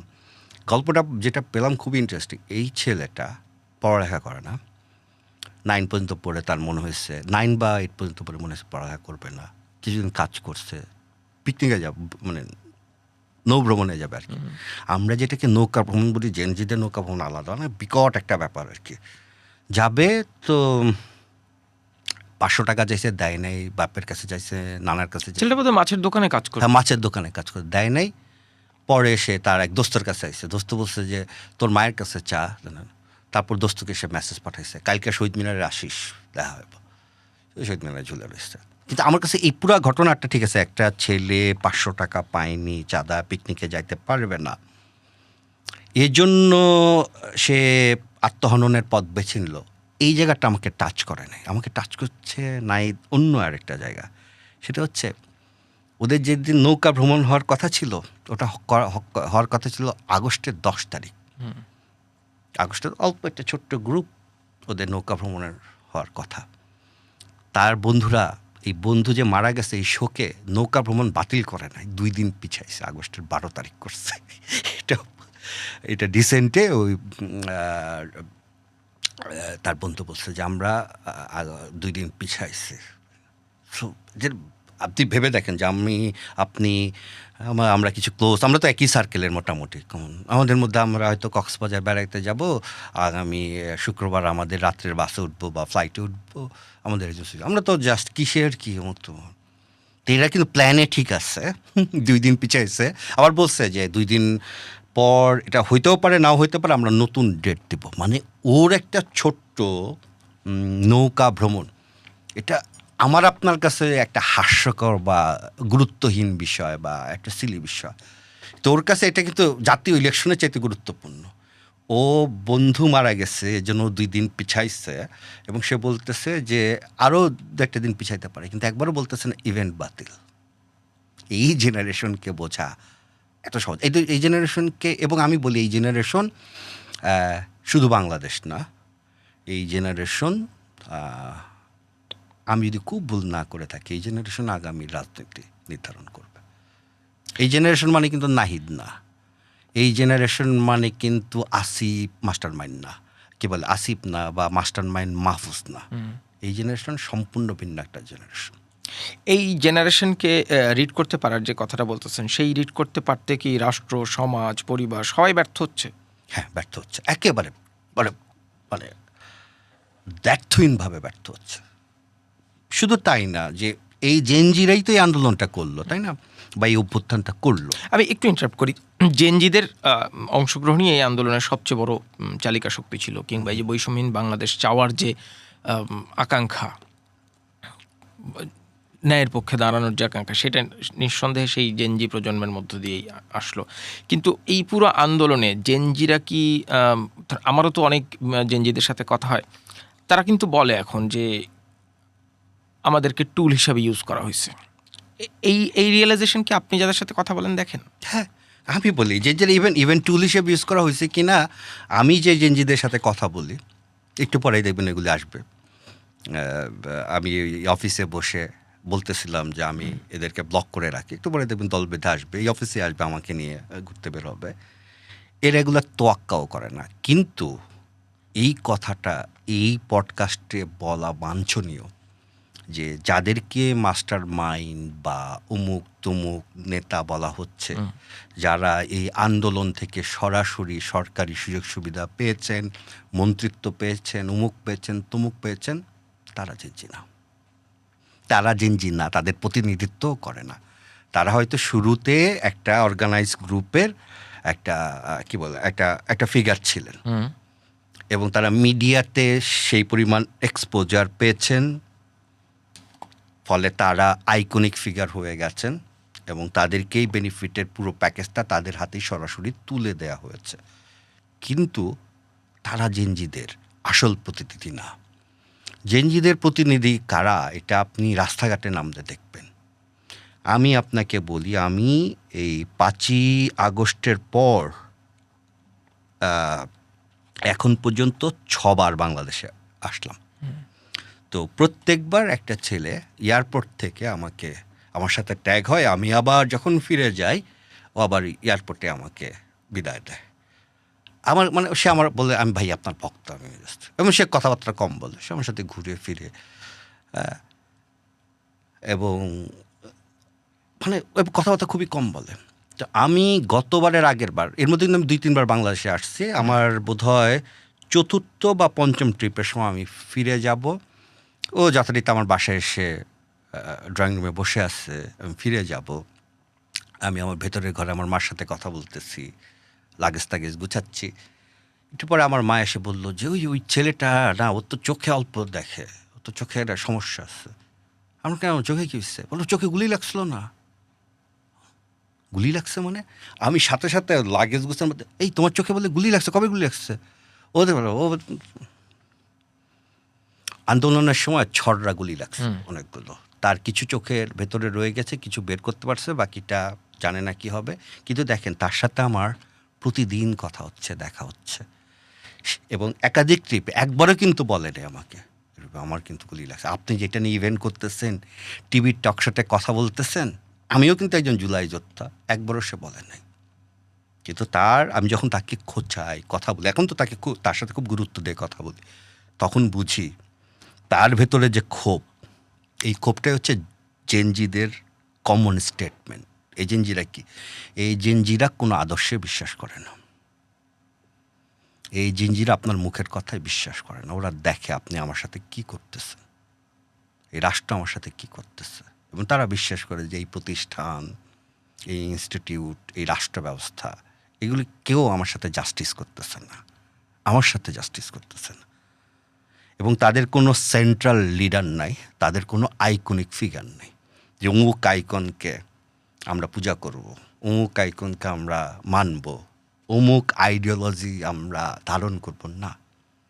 আপনি এদেরকে জঙ্গি ট্যাগ দিতে পারেন, আপনি এদেরকে লালবদর ট্যাগ দিতে পারেন, আপনি এদেরকে ধর্মান্ধ ট্যাগ দিতে পারেন, আপনি এদেরকে সর্বহারা ট্যাগ দিতে পারেন, আপনি এদেরকে নকশালদের একটা নতুন প্রজন্ম বলতে পারেন, আপনি এদেরকে বাম বলতে পারেন, ডান বলতে পারেন। এরা কেউ না। এরা, আমি বলবো যে আমাদের রাষ্ট্র ব্যবস্থায়, শুধু বাংলাদেশ না, সারা পৃথিবীর রাষ্ট্র ব্যবস্থায়, সারা পৃথিবীর রাজনীতিতে যে সূক্ষ্ম এবং মোটা ভণ্ডামিগুলো আছে, যে সূক্ষ্ম কারচুপিগুলো আছে, যে বিশ্বাসঘাতকতা আছে, যে বৈষম্য আছে, এরা সেটার ভিকটিম। এবং এরা আইডেন্টিফাই করতে পারছে যে আমরা ভিকটিম। আমরা আর অমুক সঙ্গীতের সাথে নাচব না, আমরা আর অমুক নেতার ছবিতে গিয়ে ফুলের মালা দেব না। হিসাবটা আমার সাথে রাষ্ট্রের, আমার সাথে রাষ্ট্র আমার সাথে কি করতেছে। আমাকে আপনি ডাকবেন, আয় রাজুতে, আমি যাব না? আমি রাজুতে কেন যাব? আমার যখন প্রয়োজন হবে আমি নামবো, এবং আমি জানি আমি যখন নামবো, যেহেতু আমার সাথে ব্যক্তিগত হিসাব নিকাশ রাষ্ট্রের, আমি যখন নামবো আমার পুরো ইনভেস্টমেন্ট নিয়েই নামবো। আমার পুরো ইনভেস্টমেন্ট কি? আমার লাইফ। যখন রাষ্ট্রে একটা ছেলে রাস্তায় নামে যে আমার ইনভেস্টমেন্ট পুরো লাইফ, তাকে আপনি কোনোভাবেই দমাতে পারবেন না, এবং আপনি তাকে কোনোভাবে ভুলাতেও পারবেন না। আপনার ধারণা আপনি লম্বা লম্বা কথা বলতেছেন, তাতে এই জিনজিরা খুবই না, তারা দেখতেছে আচ্ছা আজকে বাংলাদেশে কী হইতেছে,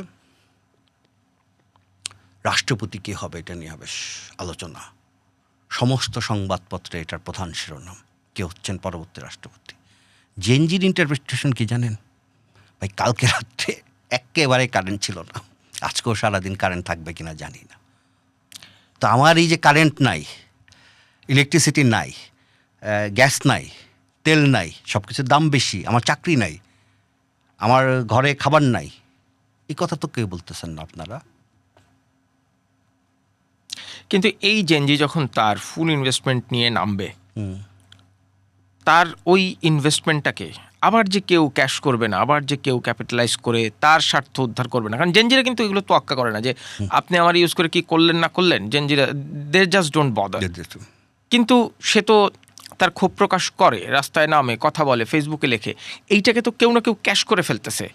এই বাস্তবতা চেঞ্জ হবে কিভাবে? রাষ্ট্রের সাথে সে ওয়ান টু ওয়ান যোগাযোগটা কিভাবে করবে? সেই রাজনীতি কিভাবে ডিসাইড করবে সামনের দিনে? আমি দুইটা কনটেক্সট শুধু একটু বলি, তারপরে আপনি যদি একটু বিশ্লেষণ করেন। আপনাকেও সরোয়ার ভাইকে কনভিন্স করতে হইতো, মানে জেনজি না হইলেও এই যে জেনারেশন গ্যাপ, সরোয়ার ভাই আপনার অনেক ফান ধরতে পারতো না, আপনি বলতেছিলেন, সে ছেড়ে ফেলতো, রাগ করতো, এই একটা কনটেক্সট। এবং আপনি বললেন গণ অভ্যুত্থানের পরে তেমন কোনো আমরি পরিবর্তনই হয় না, কার্যত কোনো পরিবর্তনই হয় না রাষ্ট্র ব্যবস্থার। How this Gen Z will decide the next politics? মানে সে তো বারবার ব্যবহৃতই হতে থাকবে। হ্যাঁ, এইটা নিয়ে অলরেডি আমি আপনাকে বলতে পারি, আমি এক্স্যাক্ট নাম, আপনি তো জানেন আমার নাম এবং সংস্থার নাম মনে রাখা একটু মানে আমার বুড়ো হয়ে গেছে তো বলে, বাট এটা নিয়ে অলরেডি আলোচনা শুরু হয়েছে। জেনজিদের এই পলিটিক্যাল ফিলোসফি নিয়ে আলোচনা শুরু হয়েছে অলরেডি, অনেক একাডেমিক লোকজন অলরেডি এটা নিয়ে আলোচনা শুরু করছেন। সেখানে দেখা গেছে যে এই জেনজিদের পাওয়ারের একটা বড় উৎস হচ্ছে তাদের কোনো সেন্ট্রালাইজ লিডারশিপ নাই, তারা কোনো কেন্দ্রীয় নেতৃত্বে বিশ্বাস করে না। কারণ তাদের অতীত অভিজ্ঞতা বলে যারা নেতা হয়েছে, যখন তারা রাস্তায় ছিল, কর্মী ছিল, তখন তারা ভালো ছিল, যখন নেতা হয়েছে, ক্ষমতা পাইছে, তখন তারা নষ্ট হয়ে গেছে। সো আমরা কোনো সেন্ট্রাল লিডারশিপ রাখবো না।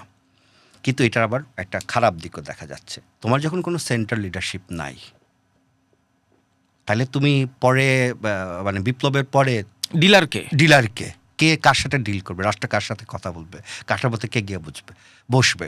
আপনি দেখেন যে বেসরকারি বিশ্ববিদ্যালয় এবং মাদ্রাসার ছাত্র শিক্ষার্থীদের যদি আপনি চাংটা ধরেন, তাহলে বেসরকারি বিশ্ববিদ্যালয় এবং মাদ্রাসার ছাত্র তারা সবচেয়ে বেশি সংখ্যক মারা গেছে। কিন্তু ফাইনালি যারা উপদেষ্টা হয়েছে তাদের মধ্যে কয়জন বেসরকারি বা মাদ্রাসার। সো এই একটা ক্রাইসিস অলরেডি জেনজিরা এটা নিয়ে ভাবছে, এটাকে কিভাবে দূর করা যায়, এটাকে কিভাবে প্রক্রিয়া করা যায়, এবং তারা যে সমাধানে পৌঁছেছে ওটা আমি পরে আসতেছি। আরেকটা হচ্ছে যে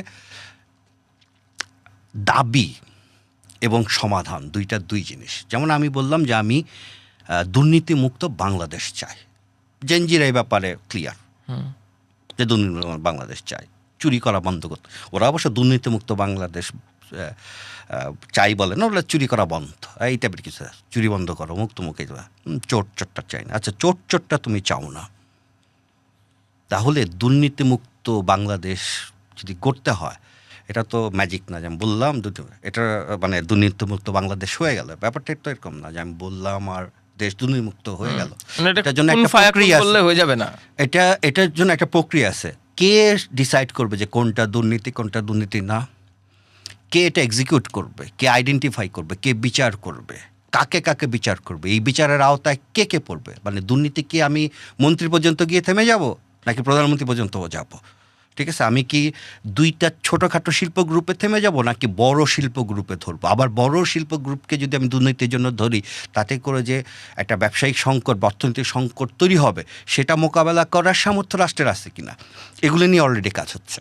জেনজিরাই কাজ করতেছে, তারা তাদের নিজস্ব রিসার্চ, তাদের নিজেদের ভাবনা চিন্তা তারা শেয়ার করতেছে, এবং এই শেয়ারের সবচেয়ে বড় আইডিয়াটা পাবেন। দেখেন, জেনজিদের অনেকগুলো মুভমেন্ট আমরা দেখলাম, শ্রীলঙ্কা, নেপাল, ইন্দোনেশিয়া, বাংলাদেশ তো আছেই, কিন্তু সর্বশেষ ভারতে যে জেনজিদের মুভমেন্টটা হলো, ককরোচ পার্টি, এইটা একটু আমি আপনাকে অনুরোধ করব খুব ভালোভাবে এটার ভেতরে একটু ঠুইকেন। এরা কিন্তু অনেক অর্গানাইজ হয়ে গেছে, কিন্তু এটার কিন্তু একটা আইডেন্টিফাইড ফেস ছিল অভিজিৎ দীপকে। না, অভিজিৎ জিতকে আইডেন্টিফাইড ফেস ছিল ঠিকই, কারণ পেজটা শেষ শুরু, এবং আরেকটা সিম্বলিক ক্যারেক্টার হিসেবে দাঁড়িয়ে গেছিল সেখানে সোনাম ওয়াংচুক। হ্যাঁ, ওয়াংচু।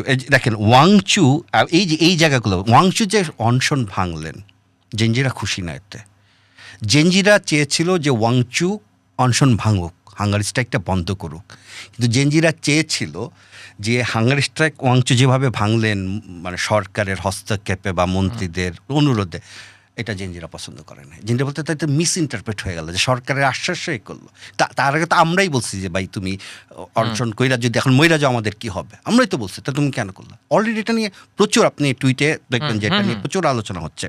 আর এটা হচ্ছে, এটা আমাদের জন্য খুবই শিক্ষণীয়। যে ছেলেটা আমেরিকায় বসে পেজ খুলে হাউকাও ফালাই দিচ্ছে, ঠিক আছে, আমি যদি পেজ খুলে এরকম হাউকাও ফেলে দিতাম, আমি না দেশে ফিরতাম না, সাহস পাইতাম না। ওই ছেলে তো আসছে, একটা সংবিধানের বই হাতে নিয়ে আসছে, এবং ওই ছেলে যদি সংবিধানের বই হাতে নিয়ে না আসতো, শেষ। সো জেনজিরা কিন্তু এটা বুঝে। সো যারা বিদেশে বসে বাংলাদেশে বিপ্লব করে অনলাইনে, তাদের এখান থেকে অনেক কিছু শিক্ষণীয় আসছে, অনেক কিছু শিক্ষণীয় আছে। তুমি বিদেশে বসে যাও, মুখ অফিস আগুন লাগাও, তুমি বিদেশে বসে ওই পত্রিকা পুরায় দাও, তুমি রাস্তায় নামো, বিদেশে বসে আপনার সাথে কেউ না থাকলেও খোদা আছেন, চলবে না ভবিষ্যতে। কারণ এই প্রবলেমগুলা আমরা তো করতে করতে শিখি, এই প্রবলেমগুলো আস্তে আস্তে আইডেন্টিফাই হচ্ছে। এবং আপনি যদি ককরোচ মুভমেন্টের, কিন্তু ককরোচ মুভমেন্টে কিন্তু এইরকম কি হয়েছে, কোথাও আগুন লাগাইছে? না, সেটা হয়নি। এবং দেখবেন, সেটা হয়নি, সেটার আলাদা একটা কনটেক্সট আছে। আগুন যেমন লাগানো হয়নি, গুলিও ছোড়া হয়নি, পুলিশের হাতে কেউ মারা যায় না, দু একটা বাড়ি টাড়ি খাইছে, তাতে যে রিয়াকশন হয়েছে। ওই যেদিন পার্লামেন্ট অভিমুখে একটা মার্চ ছিল, সেই দিন একটু লাঠিচার্জ করা হয়েছে, কিন্তু এর বাইরে বড় কিছু হয়নি। কিন্তু একবার ভাবেন নাহিদ, আল্লাহ না করুক যদি গুলি করে কয়েকজন মরত, আপনি এটা রিয়াকশনটা ধরতে পারতেছেন কোন দিকে যাইতো ভারতের অবস্থা? ভয়াবহ কাণ্ড হয়তো বা এই আন্দোলন কি বলবো, চরম মাত্রায় কি বলবো, হয়তো সরকার পড়ে যাইতো। মানে যেহেতু এটা একটা গণমাধ্যম, খুব দায়িত্বশীলতার সাথেই কথা বলতে হবে। মানে কি হইতো এটা তো আসলে প্রেডিক্টেবল না, বাট অনেক কিছু হইতে পারতো, খারাপ দিকে যেত। কিন্তু ওদের যে জিনিসটা ভাল লাগছে সেটা হচ্ছে যে ওরা একটা ওয়েবসাইট করছে, এটা একটা কেন্দ্রীয় ডাটাবেস। জুলাই আপনিও নিশ্চয়ই রাজপথে ছিলেন, তো আপনার ডান পাশে বাম পাশে কে ছিল, আপনার কারো কি কন্ট্যাক্ট নাম্বার আপনার কাছে আছে, কারোর সাথে যোগাযোগ আছে? আমার তো নাই। কিন্তু এইখানে ওরা একটা কেন্দ্রীয় ডাটাবেস ডেভেলপ করছে, যারা যারা আন্দোলনে গেছে তাদের কন্ট্যাক্ট নাম্বার সমস্ত কিছু একটা ডাটাবেসের মধ্যে আছে। কাজেই এখন আর আমাকে টিভির সামনে এসে বলতে হবে না তোরা সব রাজুতে আয়। এখন যদি কোনো কেন্দ্রীয় নেতৃত্ব বা কেউ যদি ওই ওই এর মধ্যে থেকে কেউ যদি কল দেয়, তো ইমিডিয়েটলি এটা সারা ভারতবর্ষ, বিরাট একটা দেশ, সারা ভারতবর্ষে এই কলটা চলে যাবে। এবং তারপর আমি তাদের যে ক্রমভাবে দেখছি, তারা অনেক কিছু, তাদের পিআর কমিউনিকেশনটা মানে পিআরটা খুবই ভালো ছিল। তারা প্রেসকে কিন্তু খুব ভালোভাবে সামলেছে। আমাদের মতো এরকম লুথাফুথাভাবে সামলায় না, তারা কিন্তু প্রেসকে তারা দারুণভাবে সামলেছে। তারা কোনো সাংবাদিককে পিটায় নেই, কিন্তু সাংবাদিকতার প্রতিবাদ করছে। সাংবাদিকতা হয়তো যে গদি মিডিয়ার কেউ গেছে, তাদের পকেটে পয়সা ঢুকেছে, কিন্তু পয়সার জন্য এগুলি করো, যে আমরা তোমাকে পয়সা দিলাম। প্রচুর সাংবাদিকের পকেটে ওটা পয়সা গুঁজে দিচ্ছে, কিন্তু সাংবাদিকরা মার তুই অমুক টিভি ওটা করে নাই। আমি বলি না, মানে আপনি দেখেন যে দিনকে দিন কিন্তু জিনিসগুলো ডেভেলপ হচ্ছে, বা আমার ধারণা এর পরে কোন দেশে জেএনজি জেগে উঠবে আমি ঠিক জানি না, তবে তারা আরও বেশি অর্গানাইজড, আরও বেশি পিসফুল হবে। এটা কিন্তু যে বেসিক এলিমেন্টারি ডিফারেন্সগুলোর কথা আপনি বললেন, ধরেন এই যে সাংবাদিককে মারে নাই, প্রতিবাদটা জানাইছে, যেহেতু গুলিও ছোড়া হয় নাই, আবার কোথাও আগুনও লাগায় নাই, এই রকম এলিমেন্টগুলোকে আপনি যখন কনটেক্সটে নেন, তখন কি জুলাই অভ্যুত্থানের সাথে এই ককরোচ জনতা পার্টির এই আন্দোলনের কোনো ডিফারেন্স দেখেন? কারণ এই ককরোচ জনতা পার্টির আন্দোলন থেকে কেউ পলিটিক্যালি বেনিফিটেড হয়েছে, এটাও কিন্তু আমরা আবার দেখি। না, কিন্তু জুলাই আন্দোলনের পর তো পলিটিক্যালি বেনিফিটেড হয়েছিল। হ্যাঁ, তার মানে এইটার ব্যাক স্টোরি কি একই আপনার মনে হয়, শুধুমাত্র জেনজিদের ক্ষোভ আকাঙ্ক্ষা? আমি একদম মানে আমাকে যে কেউ যে কোনো কিছু বলুক, আর আমি যখন ককরোচ পার্টির এই আন্দোলন নিয়ে লিখছি ফেসবুকে, আমাকে আমার অনেক বন্ধু বা আমার যারা একই সাথে আমরা আন্দোলন করছে, অনেকে আমাকে বকাবাজি করছে যে না আপনি কিসের সাথে কী মিলাচ্ছেন। আমি বলি যে কনটেক্সটগুলো আপনাকে বুঝতে হবে। আমাদের এখানে পুলিশের গুলিতে মানুষকে মেরে ফেলা, গুম করা, ক্রসফায়ার করা, এটা আমাদের নিত্যদিনকার ঘটনা। আমাদের এইখানে কোনো ইলেকশন ছিল না, কিন্তু এই দুইটা জিনিস ভারতে নাই। ভারতে এভাবে, ভারত হয়তো ক্রসফায়ার হয়, সেটা হয়তো অন্য একটা কনটেক্সটে, কিন্তু এইভাবে হরে ধরে পলিটিক্যাল লিডারকে মেরে ফেলা, গুম করা, জেলে ভরে ফেলা, এইটার নজির ভারতীয় অর্থে নাই। আর সেখানে একটা মানে সেখানে আপনি মানে ধরে রাখতে পারেন যে আপনি যদি মোদিকে পছন্দ না করেন, তাহলে আগামী নির্বাচনে তাকে আপনি ফেলে দিতে পারেন। আপনার হাতে শান্তিপূর্ণ পদ্ধতি রয়েছে, মানে ভোট দিয়ে তাকে সরাই দিতে পারেন। দেখেন, এই শান্তিপূর্ণ পদ্ধতি থাকাটাই আপনার আন্দোলনের ধরন, ভাষা, পুলিশি আচরণ সমস্ত কিছু নির্ধারণ করে দিয়েছে, শুধুমাত্র এক ছোট্ট টানেল থাকার কারণে, যে আচ্ছা ঠিক আছে মোদি তো এইসব করলো আমাদের সাথে, আসুক ভোটের সময় আমরা দেখে নেব। সো এই দুইটা এই বেসিক ডিফারেন্স যদি বলেন এই জায়গাটায়, কিন্তু অন্য যে কনটেক্সটগুলো আছে আমাদের এখানে কী ছিল, আমাদের এইখানে যদি ধরেন এই বিক্ষোভের মাধ্যমে বৈষম্যহীন বাংলাদেশের মাধ্যমে কোটা বিলুপ্ত করা হলো, কিন্তু তারপর কি এই ছেলেপেলেগুলো শান্তিতে ফিরে যেতে পারতো বাসায়? না, পারতো না। কারণ তারা জানে পরে ইলেকশনে আবারও রিগিং হবে। গত কয়েকটা ইলেকশনে যেভাবে রিগিং হয়েছে, ইলেকশনেও রিগিং হবে, এবং এরা আমাদেরকে বাসা থেকে ধরে নিয়ে আসবে কয়েকদিন পর। কিন্তু কোটা তো থেকেই গেল। কোটা এখন তো জুলাই যোদ্ধাদের জন্য আলাদা কোটা। হ্যাঁ, যে এটা বললাম তো, এর চাইতে হাস্যকর, দুঃখজনক, বেদনাদায়ক আর কিছু নাই। এটা জাস্ট বললাম না, জুলাই স্পিরিটটাকে ধ্বংস করার যত ধরনের কাজ একদল লোক বসে বসে ঠান্ডা মাথায় করছে, এটা তাদের একটা। তুমি যে জন্য আন্দোলন করলা, ঠিক সেই বেনিফিটই তুমি আবার সরকার। আপনার কি মনে হয় জেনজিরা এই ডিসিশনটা পছন্দ করছে? নো, একেবারেই না।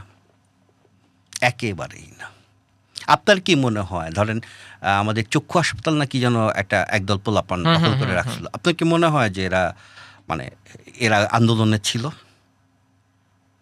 আপনার কি মনে হয় যে যারা ওই যে ভুয়া জুলাই যোদ্ধা হিসেবে অন্য কারণে মারা গেছে, অসুখ বিসুখে, জুলাই যোদ্ধা হিসেবে তার বাপ পয়সা রাষ্ট্রীয় সুযোগ সুবিধা চাইতেছে, নিজের ছেলেকে জুলাই শহীদ বলতেছে, সে আন্দোলনে ছিল? সো আমাদের আমাদের বাংলাদেশের বাস্তবতা হচ্ছে যে আমাদের মধ্যে একটা ধান্দাবাজ গ্রুপ মানে একটা বড় ধান্দাবাজ গ্রুপ সবসময় যে কোনো ইভেন্টে ধরেন এখানে আগুন লাগলো, আপনি দেখবেন ওর মধ্যে একটা ধান্দাবাজ গ্রুপ ওই যে মানে বাংলা প্রবাদের মতো ঘর পোড়ার মধ্যে আলু পোড়া খাওয়া। আলু পোড়া খাওয়া গ্রুপটা দাঁড়ায়, যে আলু পোড়া গ্রুপ দাঁড়াইছে যথারীতি অনেকের আখের গুছায় নিছে, অনেকে অনেক কিছু করে ফেলছে, অনেকের ভাগ্য চিরতরে বদলায় গেছে। কিন্তু জেনজিদের আকাঙ্ক্ষা তো আকাঙ্ক্ষাই রয়ে গেল। আকাঙ্ক্ষা রয়ে গেছে। আকাঙ্ক্ষাটা না, আমি বলি যে মানে পৃথিবীতে অনেক কাজ অসমাপ্ত রাখা যায়। আপনি একটা বাড়ি বানাচ্ছেন, এটা অসমাপ্ত রাখলেন। আপনি একটা খাল কাটতেছেন, সেটা অসমাপ্ত রাখলেন। কিন্তু একটা বিপ্লব যখন অসমাপ্ত থেকে যায়, এইটা একটা আগ্নেয়গিরির মতো। এবং এই অসমাপ্ত বিপ্লব আবার কবে শুরু হবে আমি ঠিক জানি না, কিসে ট্রিগার করবে সেটাও আমি জানি না, তবে শুরু হবে সেটা জানি। এবং হলে আগেরটা চাইতে এটার তীব্রতা বেশি হবে, এবং আগে যে ভুলগুলো হয়েছে এবার সেই ভুলগুলো হবে না। আমি আপনাকে একদম ক্রোনোলজিক্যালি উদাহরণ দিই। ধরেন প্রথম যে কোটা বিরোধী আন্দোলন হয়েছিল নুরুল হক নূরদের নেতৃত্বে 2018 সালে, তারপর তো এখানে নুরুল হক নূরকে তো প্রচণ্ড পিটাপিটি করা হইলো, পিটাইতে তাকে জাতীয় নেতা বানাই দেওয়া হলো। এবং সে যখন জাতীয় নেতা হইল, দেখেন ওই যে নেতা হয়ে গেলেই তার হাঁটা চলা, হঠাৎ করে সে পাঞ্জাবি পরা শুরু করলাম। ছিল পাঞ্জাবি পরতেছে কেন, মানে নেতৃত্বের সাথে পাঞ্জাবির কি সম্পর্ক? তারপর হইল হচ্ছে নিরাপদ সড়ক চাই আন্দোলন। নিরাপদ সড়ক চাই আন্দোলনে দেখা গেল যেমন ধরেন প্রথম যে কোটা বিরোধী আন্দোলন, এটার পুরনো মিছিলগুলো যদি দেখবেন মিছিলের শুরুতে শেখ হাসিনা এবং শেখ মুজিবের ছবি নিয়ে মিছিল হচ্ছে, যে আমরা আমরা ওই প্রপার সম্মানটা দেখায় মিছিল করতেছি। তারপর তো এটা মাইর খাইলো। সো পরে নিরাপদ সড়ক চাই আন্দোলন ওই ছবিটা নাই, তখন সাধারণ মানুষ এসে যোগ দিল যে নুরুদের মতো লোকেরা একা কেন মাইর খাবে, আমরাও মাইর খাই। এবং এইটা ছিল হচ্ছে এই যে আমাদের 24-এ যে আন্দোলনটা হইল, এইটার নেট প্র্যাকটিস ছিল এই নিরাপদ সড়ক চাই আন্দোলন। মানে এটা যে পরিকল্পিত নেট প্র্যাকটিস। মাঝখানে আরেকটা ছিল নো ভ্যাট আন্দোলন। হ্যাঁ, নো ভ্যাট আন্দোলন। কিন্তু নিরাপদ সড়ক চাই হচ্ছে কারণ হচ্ছে নিরাপদ সড়ক চাইয়ে সমাজের এমন একটা অংশ যুক্ত হয়েছিল যারা আগে কখনো রাস্তায় মিছিল করেনি। 24-এর আন্দোলনেও কিন্তু শুরুর দিকে স্লোগান ছিল বঙ্গবন্ধুর বাংলায় বৈষম্যের ঠাঁই নাই, কিন্তু আন্দোলনের পর আবার 32 নম্বর খুব আগ্রহ নিয়ে ভাঙা হইল। এইটা জেনজি প্রজন্ম কি পছন্দ করলো, কিংবা জেনজি এই আমার তো কনফ্লিক্টগুলো কিভাবে হ্যান্ডেল করবে? জেনজিকে এগুলি হ্যান্ডেল করতেই হবে। জেনজি কিভাবে হ্যান্ডেল করবে এটা জেনজিদের বিষয়, কিন্তু জেনজিদেরকে হ্যান্ডেল করতে হবে। প্রথম কথা হচ্ছে, তুমি যে ফাইন টিউনের জায়গা থেকে আসছো, সেখানে কি একটা ভবন ভাঙা খুব বেশি গুরুত্বপূর্ণ নাকি প্রথা ভাঙা গুরুত্বপূর্ণ? তুই তো প্রথা ভাঙতে আসছো, তুমি তো রক্ত দিছো, জীবন দিছো প্রথা ভাঙার জন্য, একটা সংস্কৃতি ভাঙার জন্য, বৈষম্যের সংস্কৃতি। নাকি তুমি আন্দোলন করছো প্রথম আলো পুরাই দিবা, ডেইলি স্টার পুরাই দিবা, 32 নম্বর ভাঙবা, অমুক ভবন ভাঙবা, তমুক ভবন ভাঙবা, এটার জন্য তুমি আসো নাই। তোমার তো একটা ছিল। তাহলে কিন্তু এটা আবার একই সাথে এটাও তো সত্য যেগুলি ভাঙা হয়েছে, একই সাথে এটাও তো সত্য হঠাৎ করে একদল লোক নিজেদেরকে ক্ষমতাশালী মনে করা শুরু করছে। গ্রামের দিকে দেখলাম মাইকিং হচ্ছে যে কোনো মহিলা বাজারে আসতে পারবে না। মানে ওই যে লোকটা, যে বলদটা মাইকিং করছে, যে লোকটি ভদ্রলোকটি মাইকিং করছেন, উনার মনে হয়েছিল যে এই 17 বছর তো আমি কিছু করতে পারি নাই, এবার একটু করে দেখায়। বাট তোমার এই কাজটা কি মানে এইটার সাথে যায়? সে তো কিন্তু সে ভাবতেছে যে আমার তো এখন ধরার কেউ নাই, সে মাইকিং করতেছে নিজে দেখতো কোনো মহিলা বাজারে আসতে পারবে না। এরকম অনেক কিছু করছে না, মেয়েদেরকে বোরকা পরতে হবে, অমুক করতে হবে, তমুক করতে হবে। তো যে কোনো একটা মুভমেন্টের বাই প্রোডাক্ট থাকে, যে বললাম না, যে যার এজেন্ডা নিয়ে নেমে যায়, সেও এজেন্ডা নিয়ে, এরকম অনেক গ্রুপ এজেন্ডা নিয়ে, নানান রকম এজেন্ডা নিয়ে নামছে। এবং এই এজেন্ডাগুলোকে অ্যাড্রেস করার দায়িত্ব হচ্ছে এই সরকারের। এই এজেন্ডাগুলোকে অ্যাড্রেস করা দরকার। এই 6 মাসে কি এই এজেন্ডাগুলোকে অ্যাড্রেস করার কোনো লক্ষণ দেখলেন? আমি তো মানে অন্তত খবরে যা দেখলাম, সেটা হচ্ছে যে হঠাৎ করে দেখলাম যে সাদা আর কালো পতাকা নিয়ে মিছিল করতেছে, এবং সেটা ফুটবলের আর্জেন্টিনা ব্রাজিলের পতাকাকে কেন্দ্র করে হইল। ঠিক আছে, এগুলোকে সিরিয়াসলি অ্যাড্রেস করা দরকার। আমি ঠিক জানি না ভেতরে কি হচ্ছে, বাট এটাকে সিরিয়াস। কালকে একটা ওই যে প্রেসার কুকারে, এর আগে মতিঝিলে মেট্রো স্টেশনে, ঠিক আছে, বোমা পাওয়া গেল। সো মানে সরকারকে এই জায়গায় খুব ঠান্ডা মাথায় ভাবতে হবে, পুরো বিষয়টা রিভিজিট করতে হবে যে ব্যাপারগুলো আসলে কোন দিকে যাচ্ছে, আমরা অনেক এবং সিরিয়াস সরকারকেও ভাবতে হবে যে আমরা আদৌ ঠিক দিকে যাচ্ছি না। আমি জাস্ট ছোট্ট একটা উদাহরণ দিই। আমি বললাম না যে আপনি জিজ্ঞেস করছিলেন যে কোনো পরিবর্তন দেখলেন কি না, আমি একটা পরিবর্তন দেখছি, এইটুকু আমি বলি। কোনো একটা কারণে আমি প্রধানমন্ত্রী কার্যালয়ে গেছিলাম গত পরশু। তা আমি এর আগেও শেখ হাসিনার আমলেও গেছি 2-1 বার তারান কাজে। তা আমি ঢুকে চিনতে পারতেছি না যে সব লাইট টাইট নিভানো, ঠিক আছে, এসির যে ঢোকার সাথে সাথে যে একটা এসির দমকা হওয়া ওইটা নাই। এবং যাই হোক একটা পর্যায়ে আমাকে চা অফার করা হইলো। তো আমি বাংলাদেশে আসলে হচ্ছে দুধ চা, ওই যে টঙের দোকান, তো আমি দুধ চা করে দেন। তো গেল এবং একটু পরে ফেরত এসলাম, আমাদের দুধ নাই। প্রধানমন্ত্রী অফিসে দুধ নাই।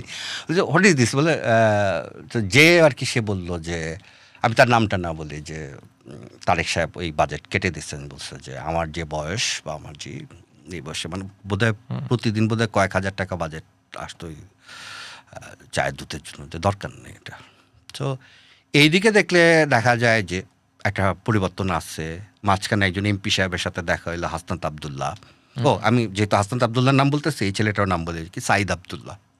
আচ্ছা, চা আনতে পাঠাইলো, দুধ চা, যে ভাইয়া দুধ চা খাবে, তো এসে বললো যে দুধ নাই, রং চাই খেতে হবে ভাইয়া, কারণ এটা একটু আমাদের প্রধানমন্ত্রী নিয়ে কমাচ্ছেন বাজেট। এবং তারপর বললো আপনি দেখেন লাইট টাইট সব নিভানো আর কি, সেন্ট্রাল এসিটিসি এগুলি নাকি নিয়ন্ত্রণ করা হইতেছে, ঘরে ঘরে এসি লাগানো হচ্ছে যাতে বিদ্যুতের বিলটা কম আসে। এটা যেমন ধরেন একটু হইলো ক্ষীণ একটা আশার হলো। আবার আমি হাসনাত আবদুল্লাহর সাথে দেখা করতে গেছিলাম তার ভবনের বাসায়। তো তারও যে আচার ভঙ্গি দেখলাম, সেটাও আমার কাছে যথেষ্ট পজিটিভ মনে হয়েছে। যে সে মানে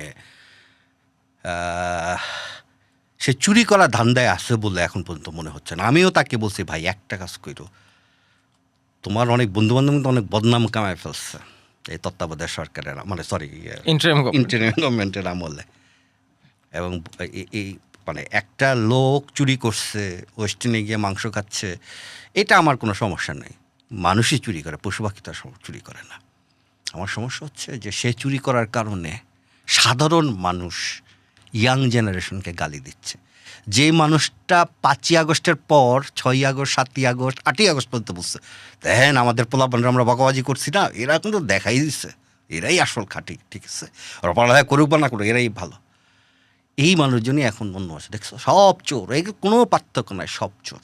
তো ও চুরি করছে আমার কোনো সমস্যা নাই, বা ওই গ্রুপটা যে চুরি করছে আমার কোনো সমস্যা নেই। সমস্যা হচ্ছে যে বিশ্বাসটা নষ্ট করে ফেলছে, ইয়াং জেনারেশনের উপর বিশ্বাসটা নষ্ট করে ফেলছে। আমি একদম রিলেভেন্ট আর একটা গল্প বলি, সরি। প্লিজ। গণজাগরণের সময়, গণজাগরণ মঞ্চের সময় আমি মিরপুর থেকে বাসে করে আসতেছি, ওই যে বিকল্প বাসে উঠছি। তো ওইখানে হচ্ছে বাসওয়ালারা তো সবসময় ভাড়া নিয়ে ক্যাচাল করে। তো একজন হয়তো তার হয়তো 12 টাকা ভাড়া, ওর কাছ থেকে 14 টাকা রাখবে কন্ট্রাক্টর। তো যেটা হয় ওখানে, মানে কন্ট্রাক্টরের হাতে মাইর খাওয়া, সবাই 14 টাকাই দিয়ে দেয়। তো 12 টাকা 14 টাকা দেন, বাসে সব মানুষ একসাথে দাঁড়াইছে, দেখস না শাহবাগে কি হইতেছে, পোলাপান জাগছে, এবার 14 টাকা ভাড়া মাইরেই ফেলামো। পুরা কন্ট্রাক্টর ভয় পেয়ে গেল, ড্রাইভারও ভয় পেয়ে গেল, এবং সবাই 12 টাকায় ন্যায্য ভাড়া, সবাই 12 টাকা করে দেবে, একজন দাঁড়াবে সব 12 টাকা করে দেবেন, দেশ বদলাই যেতেছে। সেই গণজাগরণ মঞ্চ শেষমেশ কোন দিকে গিয়ে দাঁড়াইল? সেই গণজাগরণ মঞ্চে যারা নেতা তারাও পাঞ্জাবি পরা শুরু করলো। সেই গণজাগরণ মঞ্চ শেষমেশ ফ্যাসিবাদের একটা দোসর হয়ে দাঁড়ালো, বা একটা এনাবলার, বা একটা যাই হোক, মানে একটা কিছু হয়ে দাঁড়াইলো যেটা পজিটিভ কিছু না। সো এটা হয় কি যে সাধারণ মানুষ, আমাদের দেশের সাধারণ মানুষ তো খুবই অসহায়, এদের মতো অসহায় প্রাণীবোধের পৃথিবীতে আর একটাও নাই। তো এরা যখন একটা আশার আলো দেখে, একটা প্রতীক যখন হয় যে একটা ইয়াং জেনারেশন এরকম একটা ভালো কাজ করতেছে, এই 2-1টার জন্য পুরো ইয়াং জেনারেশনের ওপর সাধারণ মানুষের বিশ্বাসটা চলে যায়। ফলে আপনি যেটাকে জেনারেশন গ্যাপ বলতেছেন না, ওইটা আরও বাড়ে। এবং কিন্তু জেনারেশন গ্যাপ তো থাকবেই, এটা বাড়লে ক্ষতি কি? বাড়লে এই কারণে ক্ষতি যে এই যে তরুণরা যে রাস্তায় নামতেছে, বয়স্ক মারা যে খাবার নিয়ে তাদেরকে দিচ্ছে, বাবারা যে পকেট থেকে ছেলেকে টাকা বের, যা বাবা তুই যা খুশি কর, এই যে মানে বাবা মা সমাজ, রিকশাওয়ালা থেকে শুরু করে গেঞ্জি পরা মেয়ে থেকে শুরু করে বোরকা পরা মহিলা, এই যে সমাজ যে একজন আরেকজনের দিকে হাত বাড়িয়ে দিচ্ছে, এইটার শক্তি যে কোনো পারমাণবিক বোমার চাইতে বেশি শক্তিশালী। আপনি যখন এই বিশ্বাসটা নষ্ট করে দেন, সমাজের মধ্যে যখন এই বিশ্বাসটা নষ্ট হয়ে যায়, তখন একটা অন্ধকার দেশে পড়ে। আপনি বলতেছেন এই শক্তিটা পারমাণবিক বোমার চেয়ে বেশি শক্তিশালী, কিন্তু এই বিশ্বাসটা যে শক্তি নষ্ট করে সেই শক্তি তো তাহলে পারমাণবিক বোমার চেয়েও শক্তিশালী। আনফর্চুনেটলি তাই মনে হচ্ছে আমাদের আমাদের আপনি আপনি যখন ইতিহাসের বই পড়েন বাংলাদেশের, আপনি তো বিজয়ের ইতিহাস পড়েন, আমি পড়ি পরাজয়ের ইতিহাস। 52 বলেন, 69 বলেন, 71 বলেন, সবই তো পরাজয়ের। 90 বলেন, 24 বলেন, সবই তো পরাজয়ের ইতিহাস। আপনি বিজয় কোথায় দেখেন? আমি তো দেখি না। একটা নির্দিষ্ট সময় পর্যন্ত বিজয় ছিল, তারপর কি হয়েছে? এই যে যেটা বললেন পারমাণবিক শক্তির চাইতে বেশি শক্তিশালী, এই গ্রুপটা খেয়ে ফেলছে। এমনকি ওই শক্তির চেয়েও, যে শক্তিটাকে আপনি পারমাণবিক বোমার চেয়ে বেশি শক্তিশালী বলছেন। আপনি 1971 সালে এ জাতি যেভাবে ঐক্যবদ্ধ হয়েছিল, পৃথিবীর কয়টা জাতির মধ্যে এটা দেখছে? এরকম একটা প্রশিক্ষিত বাহিনীর বিরুদ্ধে জাস্ট কাদা পানি নিয়ে দাঁড়ায় যাওয়া। কুই গেল সেই স্প্রিট নষ্ট হইতে 6 মাসও লাগে নাই। এই জুলাই স্প্রিট আরো দ্রুত নষ্ট হয়েছে। আমরা অনেক সিরিয়াস আলাপ করে ফেলছি, একটু শেষ করি। আপনি শুরু করছিলাম রম্য দিয়ে। বাংলাদেশে এই মানে আপনি বলতেছিলেন না যে রিয়েল লাইফে এত ফান যে আলাদা করে লিখে আর মানুষকে হাসাইতে হয় না, কিন্তু রম্য লেখা তো একটা বড় অংশ সাহিত্যেরও, এমনকি সাহিত্যেরও একটা বড় অংশ। এই যে বিচ্ছু, আলপিন, ঠাট্টা, আমি নিজে ঠাট্টায় কাজ করতাম, উন্মাদ, এই অংশটাই যে আস্তে আস্তে ইরেজ হয়ে যাচ্ছে, এটা কি একটা তো কারণ মানুষের পড়ার অভ্যাস কমছে, মানে প্রিন্টে পড়ার অভ্যাস কমছে, কিন্তু মানুষ কি আসলে হাসতেও একটু ভুলে গেছে? আমি মনে করি না হাসতে মানুষজন ভুলে গেছে, আমি এটা মনে করি না। আমার মনে হয় যে আগে যে কারণে হাসতো বলে আমরা বিশ্বাস করতাম, এখন ওই কারণটা আসলে চলে গেছে। এখন তারা অন্য কারণে হাসে। এখন যে তারা কিসে হাসে, হ্যাঁ, এটা আমি একটু মানে ওটাকে একটা আছে না, একটু জেনারেলাইজ ইয়েতে ধরার চেষ্টা করতেছি। এখন মানুষ আসলে কিসে হাসে, মানে কি তাকে হাসায়, এটা ভেবে কিন্তু হাসে সে। আমি এটুকু আপনাকে বলতে পারি, হাসে। আপনি রিলসে দেখবেন প্রচুর ফানি ভিডিও আছে, প্রচুর যে হাসতেছে, হ্যাঁ। এবং আপনি দেখবেন যে আপনি কোনো একটা মন্ত্রীর কথা শুনছেন বা কোনো একটা উপদেষ্টার কথা শুনছেন, ওইটা আপনার কানে অতটা বাজে নাই, কিন্তু ওইটার মিম যখন বাজারে বের হলো, দেখতে মানে ছেলেপেলেরা ঠিকই ধরতে পারছে বা অডিয়েন্স ঠিকই ধরতে পারছে এই অংশটুক হাসির, এই অংশটুক পাকওয়াস, এই অংশটুক জোকারের মতো, সেইটুক পিক করে মিম বানায় ফেলছে। হ্যাঁ, তো হাসি আছে। কিন্তু আমি মনে করি যে আমাদের যেমন আমি রিসেন্ট কিছু কার্টুন আমি দেখছি, আমার কাছে যথেষ্ট পাওয়ারফুল মনে হয়েছে, এবং আমি দেখছি যেটা জনগণের সাথেও সেটা কানেক্ট করতে পারছে। আপনার কি মনে হয় এই কানেকশনের যে পাওয়ার, জেনজিদের যে আকাঙ্ক্ষা, সব মিলাই যে শক্তিটা বারবারই আস্থা সংকট তৈরি করে কিংবা বিশ্বাস নষ্ট করে, তাকে সুপারসিড করতে পারবে? আমি তো লেখক মানুষ, আমি তো সেই ইতিবাচক স্বপ্ন দেখি বলেই বারবার বাংলাদেশে আসি। এবং আমি শুধু আসি না, আমি এবার ঘোষণা দিয়েছি যে আমি এবার বোধহয় আর যাবো না, থেকে যাব। আমি সিরিয়াসলি নাহিদ, আমার বয়স 47, আমি সিরিয়াসলি আমি মনে করি যে ওটাকে সুপারসিড করে বাংলাদেশ যাক, এবং এর জন্য একজন লেখক হিসেবে আমার যতটুকু করার দরকার, আমি লেখক হিসেবে ব্যর্থ, আমি সেটা সুপারসিড করার জন্য আমি কিছু করতে পারি না। আমি ঠিক করছি আমি লেখালেখি করবো, আরও প্রবলভাবে, আরও ব্যাপকভাবে লিখবো, আর্ট ক্যাম্প করব, রাস্তায় নামবো, কবিতার আসর করব, ঠিক আছে, পথনাটক করব, ঠিক আছে, আমি ঠিক করছি। এটা যার কিছু লাগবে না, আমি সেটা করি। একটা শেষ প্রশ্ন করি, অনেকক্ষণ প্রায় 1 ঘন্টার বেশি হয়ে গেছে আলাপ। 5 বছর পর বাংলাদেশকে কোথায় দেখেন? বাস্তবতা মাথায় রেখে, শুধু আপনার আকাঙ্ক্ষা কিংবা স্বপ্ন না।